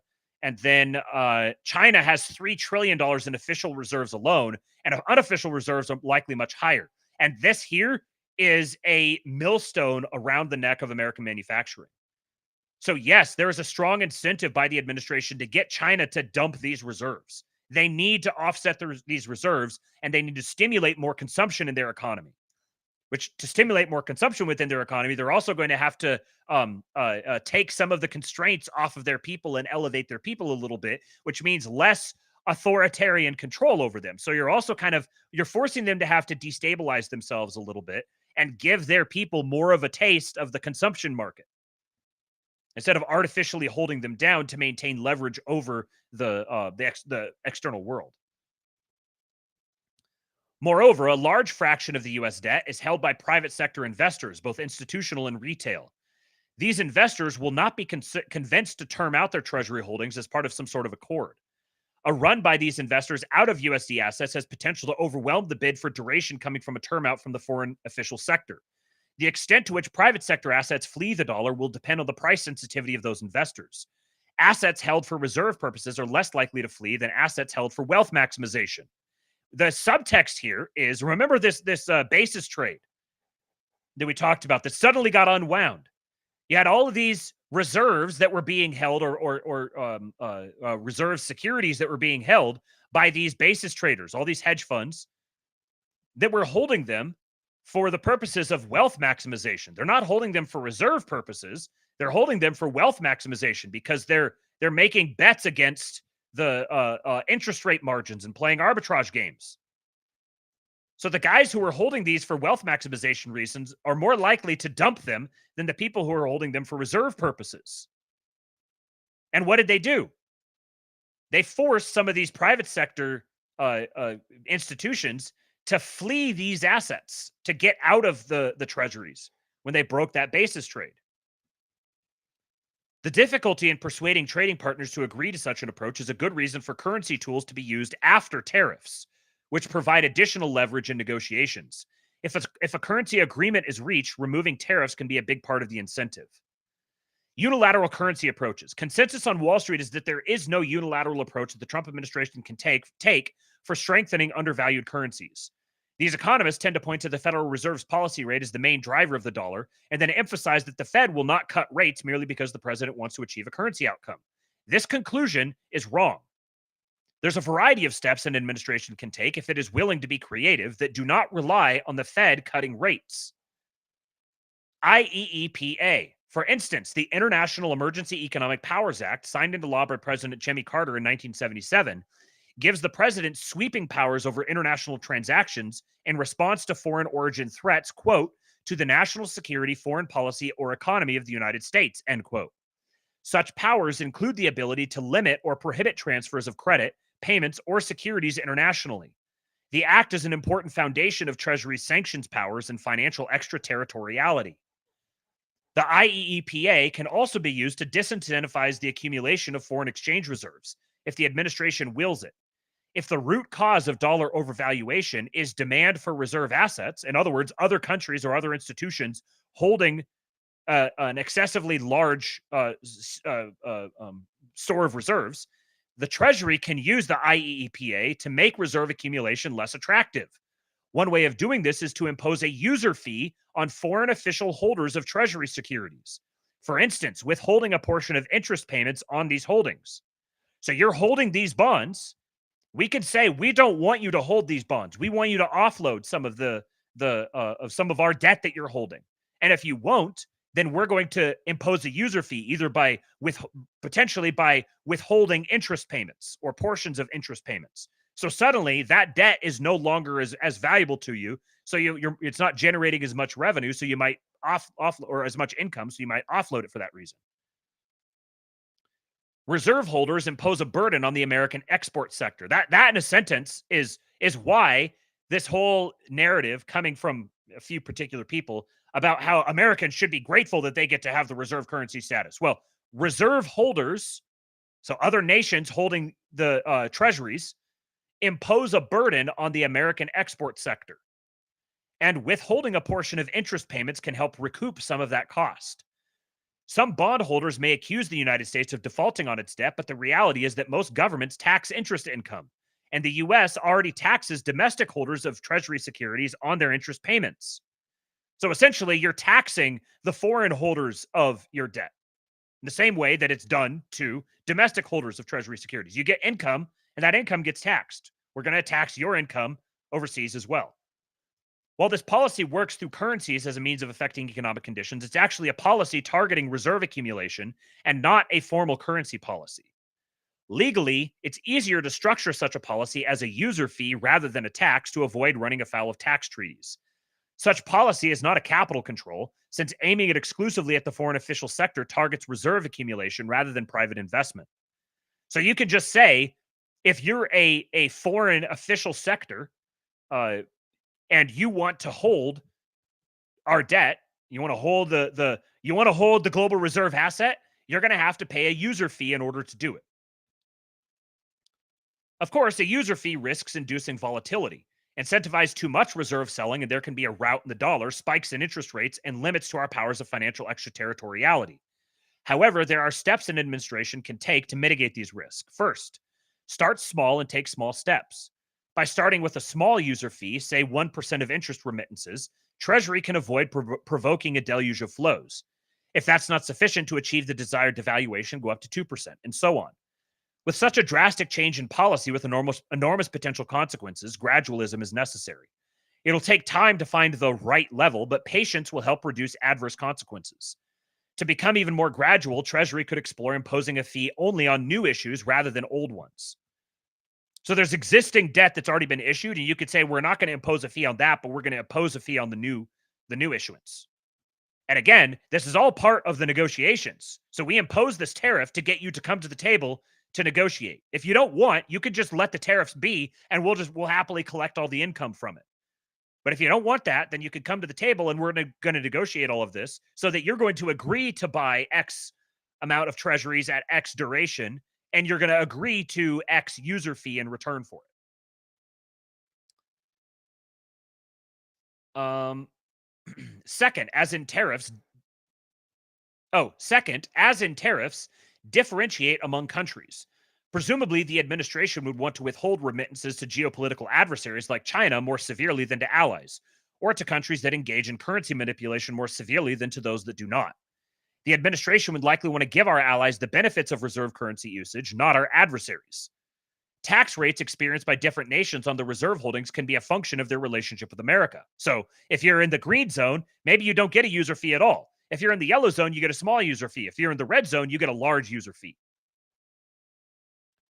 Treasury can implement the fees through its securities custodians and financial intermediaries. It is well within Treasury's anti-money laundering and financial intelligence toolkits to do a good job identifying the beneficial owners of most treasuries. Third, secure the voluntary cooperation from the Federal Reserve. The Fed has a long history of deferring to Treasury on matters of currency policy, and Treasury to the Fed on matters of short rates and demand stabilization. For instance, see the lengthy history on this subject in this review, and this thing here, review the history of prior currency accords of joint intervention. When Treasury reaches a decision to adopt a policy on the dollar, the Fed typically assists with implementation. The foreign exchange desk of the Federal Reserve System can help buy and sell foreign exchange to achieve Treasury's goals. For more on how the Fed might buy foreign exchange and the need to sterilize it, see the next section. There is precedent for cooperation from the Fed in capping interest rate increases that occur as a side effect of the Treasury's intervention in foreign exchange markets. Crucially, the dual mandate of the Fed is actually a triple mandate. Congress delegated the Fed's goals of maximum employment, stable prices, and moderate long-term interest rates. The last of these mandates provides a basis for intervention if interest rates spike as a result of shifting currency policy, and procuring pre-commitment for a backstop can help avoid volatility. The Fed has a statutorily assigned mandate, no less important than prices or employment, to address interest rates. So he's saying the dual mandate, which is normally the Fed's goals are maximum employment and stable prices, is also moderate long-term interest rates are also a statutorily assigned mandate. So the Fed has a statutorily assigned mandate to cooperate with the Treasury. For example, as recounted in Allen and Swanson in 2011, the goal of the original Operation Twist during the Kennedy administration was to simultaneously prevent gold outflows, a currency goal, while keeping medium and long-term interest rates low to support the economy. Operation Twist was a collaboration between the Fed and Treasury, whereby Treasury increased its issuance of short-term debt, and the Fed offset the new borrowing by buying long-term debt. Since currency flows are mainly denominated by short rates, this policy mix prevented currency outflows while allowing lower long rates to support the economy. The Fed is likelier to coordinate with Treasury if it's offered the following terms: public support from the president, public acknowledgement from the White House that the intervention would be temporary during the transition period and not permanent, and political support for its decisions on short rates so that it can still achieve its inflation and employment objectives. Basically, the White House needs to be cooperative and give the Fed lots of incentives to cooperate. Essentially, the Fed will likely require guarantees of its independence to use short rates to achieve its inflation and employment mandates. This combination would effectively set a limit on the yield curve, not the absolute level of long rates. 3 further observations on this strategy are necessary. First, if reserve buyers are relatively price inelastic, then they may not be incentivized to diversify their holdings out of dollars by reduced yield. In this case, the currency may not move much, but the US will save considerable interest expense remunerating these holders. In this way, even if the dollar doesn't adjust to a fairer value, there is improved burden sharing in the form of subsidization of the US taxpayer by reserve holders. If Treasury buyers are inelastic, then the US is overpaying for the public goods it provides, and price discrimination can help the United States recapture value. Second, there may be concern that incentivizing too much movement out of dollar reserve assets can limit financial extraterritoriality. So if there's too much movement out of the dollar reserve assets, then the US, through the Treasury, can't control the relationship to the reserve asset in other countries as well, which President Trump has already emphasized he's determined to preserve, and threatened punitive tariffs on nations that stop using the dollar for transaction purposes. Critically, the imposition of a usage fee on foreign official treasury holdings does not interfere with the usage of the dollar in payment systems, only in the savings function of reserve assets in the official sector. A country with substantial excess foreign exchange reserves can somewhat diminish those reserves without turning to other currencies for facilitating international trade. Moreover, this reinforces why it will be important to move slowly and in small steps with such a policy. Treasury would want to get a good sense for how its policies affect transactions and financial extraterritoriality before taking too much risk with user fees for Treasury holdings, and this argues for gradualism. Finally, it will be important to emphasize that this policy will not be extended to domestic holders of U.S. Treasury securities, since there is no currency advantage to doing so. And if the purpose is to raise revenue from interest income, there are other traditional instruments for doing so. IEEPA only authorizes action on transactions involving a foreign party anyway, so there is no authority in the structure for applying a user fee to domestic holders. So domestic holders are going to get preferred access to U.S. debt as part of what this implies. Okay, I've got a wrap, so I can't. The last thing here is about reserve accumulation. So another unilateral approach to strengthening foreign currencies is to mimic the approach taken by some of our trading partners and accumulate foreign exchange reserves. By taking dollars and selling them in the market for other nations' currencies, government can create additional demand for other currencies and increase their value. In other words, the U.S. government needs to become more proactive at protecting its own currency's value, not necessarily by driving it up, but also by holding it down, and can do so by more aggressively purchasing other currencies to hold as reserves and then moving the flow in and out. Let's see. Some of the other things I wanted to address here before I wrapped were...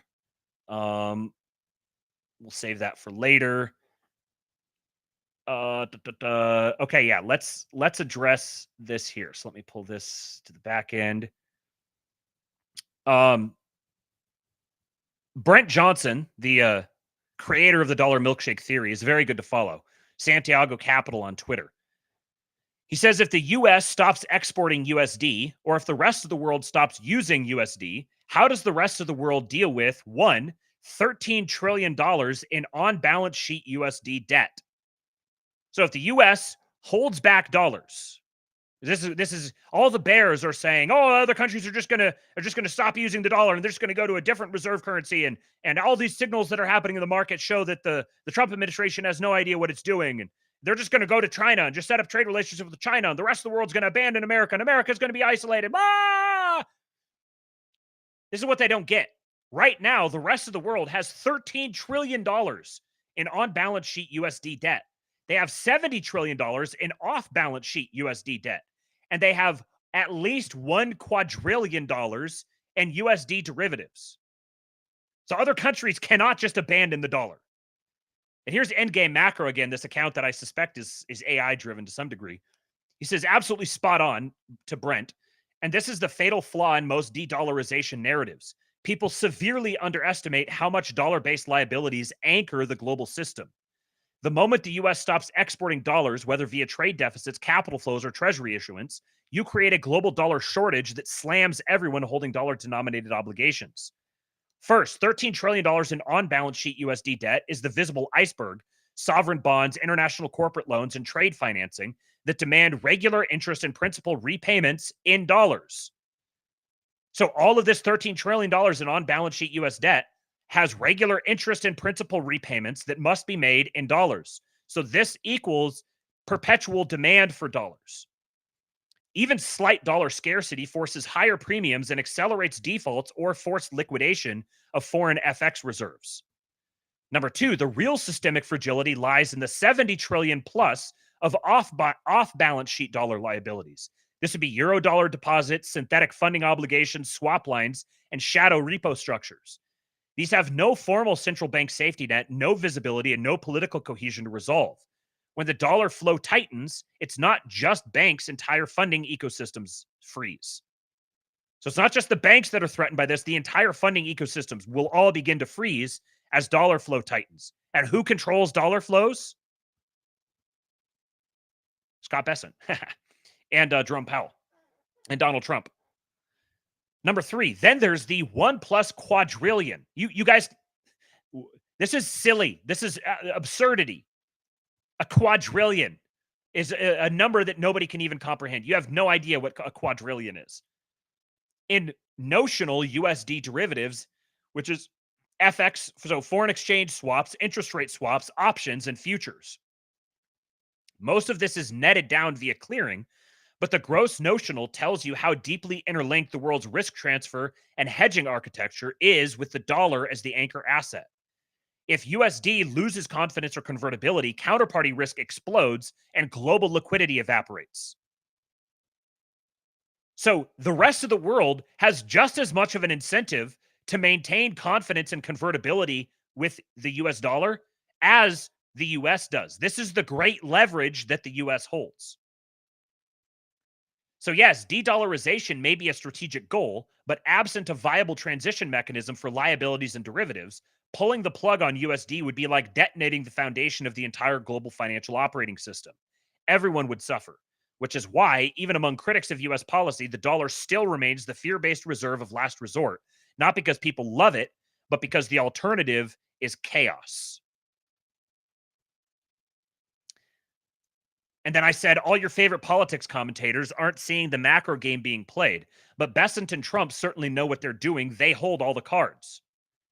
So Brent Johnson retweeted this. The short story is when the system contracts, all the debt in euro, yen, etc. requires dollars to back it.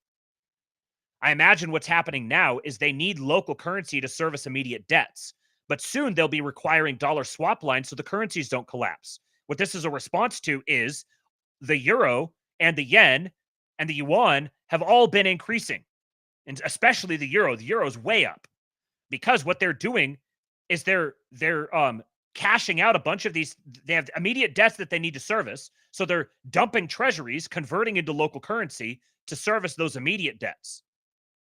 But pretty soon they're gonna they can't do this forever. They've built this entire system upon the notion that they're always going to have access to these dollar swap lines. There's always going to be a supply of dollars coming to them one way or another. Now that supply of dollars has frozen up. And so we're getting a temporary jump in those other currencies and a devaluation of the dollar. But this isn't going to last for long. Pretty soon they're going to need access to those dollar swap lines or their currencies are toast. The euro is going to die. The euro is not long for this world. It's going to be replaced. And what's going to happen, I would suspect, is the European countries that decide to move over to the dollar are likely going to start using the dollar, or there's going to be some sort of peg with individual currencies domestically. And who knows what's going to happen with the countries that will not play ball with the U.S. And then Brent Johnson says, how excited do you think the ECB and Bank of Japan are to see their exporting currencies rising while their financial conditions are tightening? So Europe and Bank of Japan depend heavily on exports. Their currencies have been set up. The positioning has been set up with the expectation that they're going to constantly export. So they need a weaker currency. Now their currencies are rising while their financial conditions are tightening. So it's getting harder to export as their financial conditions tighten up. This is a bad situation for them, which means they're going to be on their knees very shortly demanding dollars. And finally, he says those who think China wants treasury prices to fall apparently don't understand that treasuries are their dollar source that is used to peg their currency so it doesn't collapse. So the idea that China could just dump all of their treasuries and then, ha ha ha, look at us. Now, US, you can't do anything to us. Them dumping all their treasuries collapses their currency, but ultimately by proxy.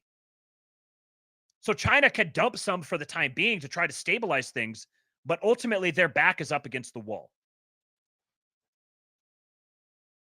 And it's just a matter of how long it's going to take for them to get that. So this is from a couple of days ago. Commerce Secretary Lutnick says he's not engaging with China, and neither has the Treasury Secretary. He says Trump wants to negotiate directly with Xi Jinping. Quote, if we get a contact, we will just pass it to the president, and this is really about him. He said publicly that maybe they don't really know the best way to go through, but the answer really is it's a phone call between the two leaders of these giant countries that they can work it out together. Now, of course, the press flipped this as, oh, Trump's capitulating and now he's begging Xi to call him. And some of your favorite political commentators echoed, they picked up the CNN line and began chanting it uncritically. Oh, see, Trump's capitulating. He just keeps getting owned. No, Trump said, no, I'm not going to talk to any of your delegations. I'll talk to Xi. And Ryan Hossier has a good thread. He says, Secretary Lutnick's message is important for setting expectations. Chinese President Jiang Zemin sent a telegram of condolence to George W. Bush on September 11, 2001. But beyond that, it's exceedingly rare for a PRC leader to initiate outreach to a U.S. president. This is a cultural thing. They're very prideful people. I've been told repeatedly that no advisor to Xi would recommend that Xi initiate a call to Trump now. For PRC, leader-level talks are by definition successful. Extensive preparations are made to guard against surprise or failure. That option is not available to Beijing now. Beijing has no idea how that talk would turn out, which means they don't control the outcome. If they don't know how that talk would turn out, and they're like, no, we're not going to have our glorious leader talk one-on-one to their glorious leader because we don't know what might happen and he might lose face, that means they do not have the leverage. They're playing keep away. In the absence of a preparatory process to tee up a leader-level call, PRC officials are unsure what Trump might say. And American officials are saying, no, we're not going to participate in that preparatory process. When you guys are ready to talk, Xi can call Trump. They don't want to own responsibility for setting Xi up to be humiliated by Trump on the world stage. PRC leaders do not typically wade into detailed negotiations. Chinese counterparts have emphasized that Trump is prone to change his mind frequently. They lament that a deal today may become a problem again tomorrow. They also have regularly invoked Zelensky's experience in the Oval Office as a cautionary tale. The echoes of Zelensky's Oval Office experience ring loud in Beijing today. If the precondition is that Xi must reach out to Trump, there are low odds of any near-term off-ramp to the escalating U.S.-PRC trade war. Other creative options may be needed to break the impasse. So as I said, put simply, the PRC is on the back foot and Trump is in the driver's seat. He's waiting. Now he's given them some off-ramps.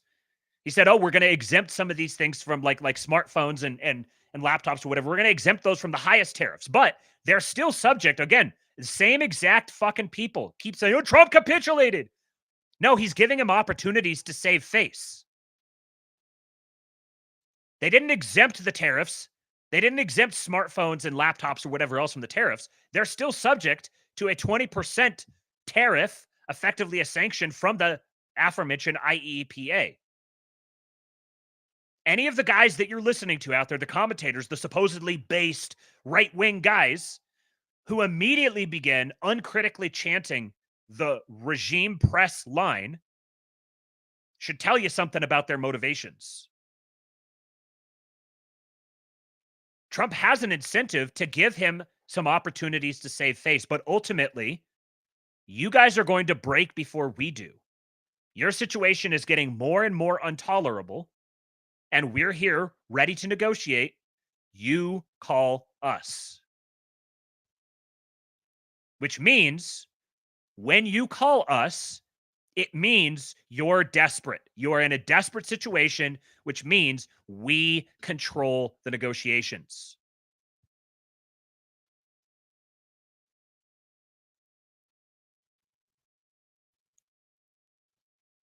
I guess I had the last thing here and I'll just play it. Might as well. Appreciate you guys sticking through this. I know a lot of this has been kind of dense. I encourage you to go read that paper. Just read the whole thing yourself. Use Grok to summarize it or to answer questions for it, but it'll really help you understand exactly what's going on. Our favorite little micro Jew. Where's my bell? Mr. Harry Enton. He says, a shocker for me, given the tariff war, the GOP seems to be in their best position ever for the party who cares more for the needs of people like yourself. This, to me, is one of the most shocking pieces of poll data that I truthfully have seen this year, or maybe in any prior year. Really? Yes, really, because I want you to take a look. Cares more about the needs for people like you. You mentioned it, Kate Ball. We got a tie, even after this tariff war had already started, split between Democrats and Republicans on how people feel. Which party cares more for needs of people like you? And why is that so surprising? Because I want you to take a look at prior years. Democrats always lead on this question. Back in 2017, before the 2018 midterms, 13-point lead. 2005, a 23-point lead for Democrats. 1994, which was a big Republican year, a 19-point lead for Democrats. And now, all of a sudden, a tie? All of a sudden, the Democrats, who are the party of the people, no more. We get a tie on this question, on a question that has traditionally overwhelmingly been a Democratic advantage. Which party cares more for the needs of people like you? It's truly something I would not have expected to see, especially after this tariff war had begun. Where does it show that Republicans are making the most gains? Yeah, again, you talk about party of the people. Look at this. Cares for the needs of people like yourself. Look here. We got non-college. We got those with a college degree. Among those with a college degree, it's the same score. Plus 18 points for Democrats in 2017, plus 18 points for Democrats now. But look among non-college voters. Look here. It was plus 7 for Democrats in 2017, and now Republicans had overwhelmingly gained, plus 9 points. That is, the gains have been concentrated, at least within the last decade, among voters without a college degree, the working class. That is where Republicans have gained, even since the beginning of the Donald Trump administration. The Democratic base is now those with a college degree. Among the working class, those without a college degree, Republicans have overwhelmingly gained on this all-important question of which party cares more for people like yourself. Your reference points are, as you were pointing out, just before a midterm election. So obviously, let's kind of look at that. Where do things stand for the fight for Congress? Right. Okay. So you have this question, right? And then there's the question, ultimately, are Republicans going to get punished in this midterm election, in part because that's normally what happens, the party in power gets punished, but also because of this tariff war. And I want you to take a look here at the generic congressional ballot. Where we were in April of 2017, Democrats were already ahead by 7 points. In November of 2024 on this question, it was a tie, and then, of course, Republicans won control. Where are we now?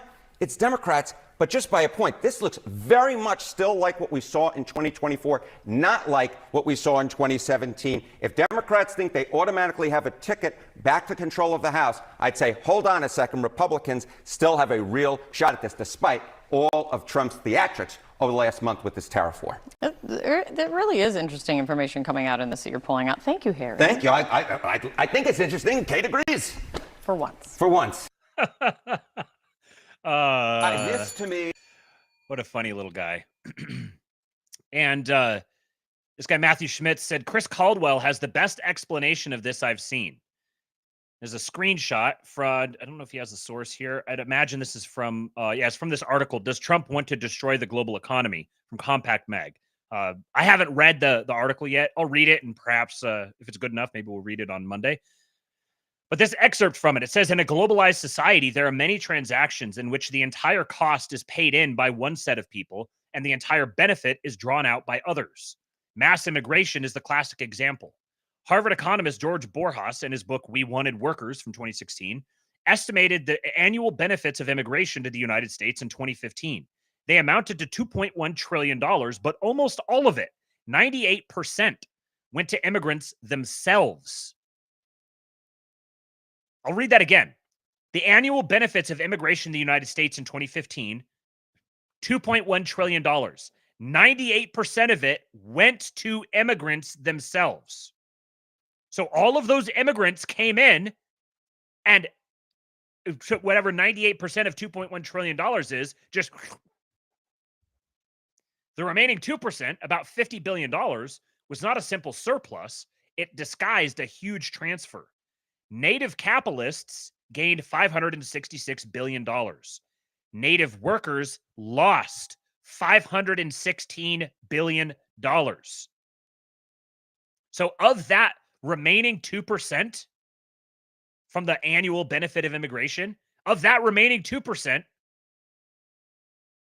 $566 billion was gained by the so-called capitalists, while the workers lost $500 billion. Something similar proved to be the case with free trade. The country as a whole was a myth. The same policy could be perceived by one group as a windfall and by the other as a catastrophe. Trade made you the ally of certain foreigners and the rival of certain fellow Americans. Those outside the decision-making circle experienced the American empire almost as if they were its colonial subjects. Anyone who asks how Trump could be so foolish as to risk damaging the international trade system, which we designed and through which we exercise our hegemony, has not reckoned with the way globalization has changed the meaning of the word we.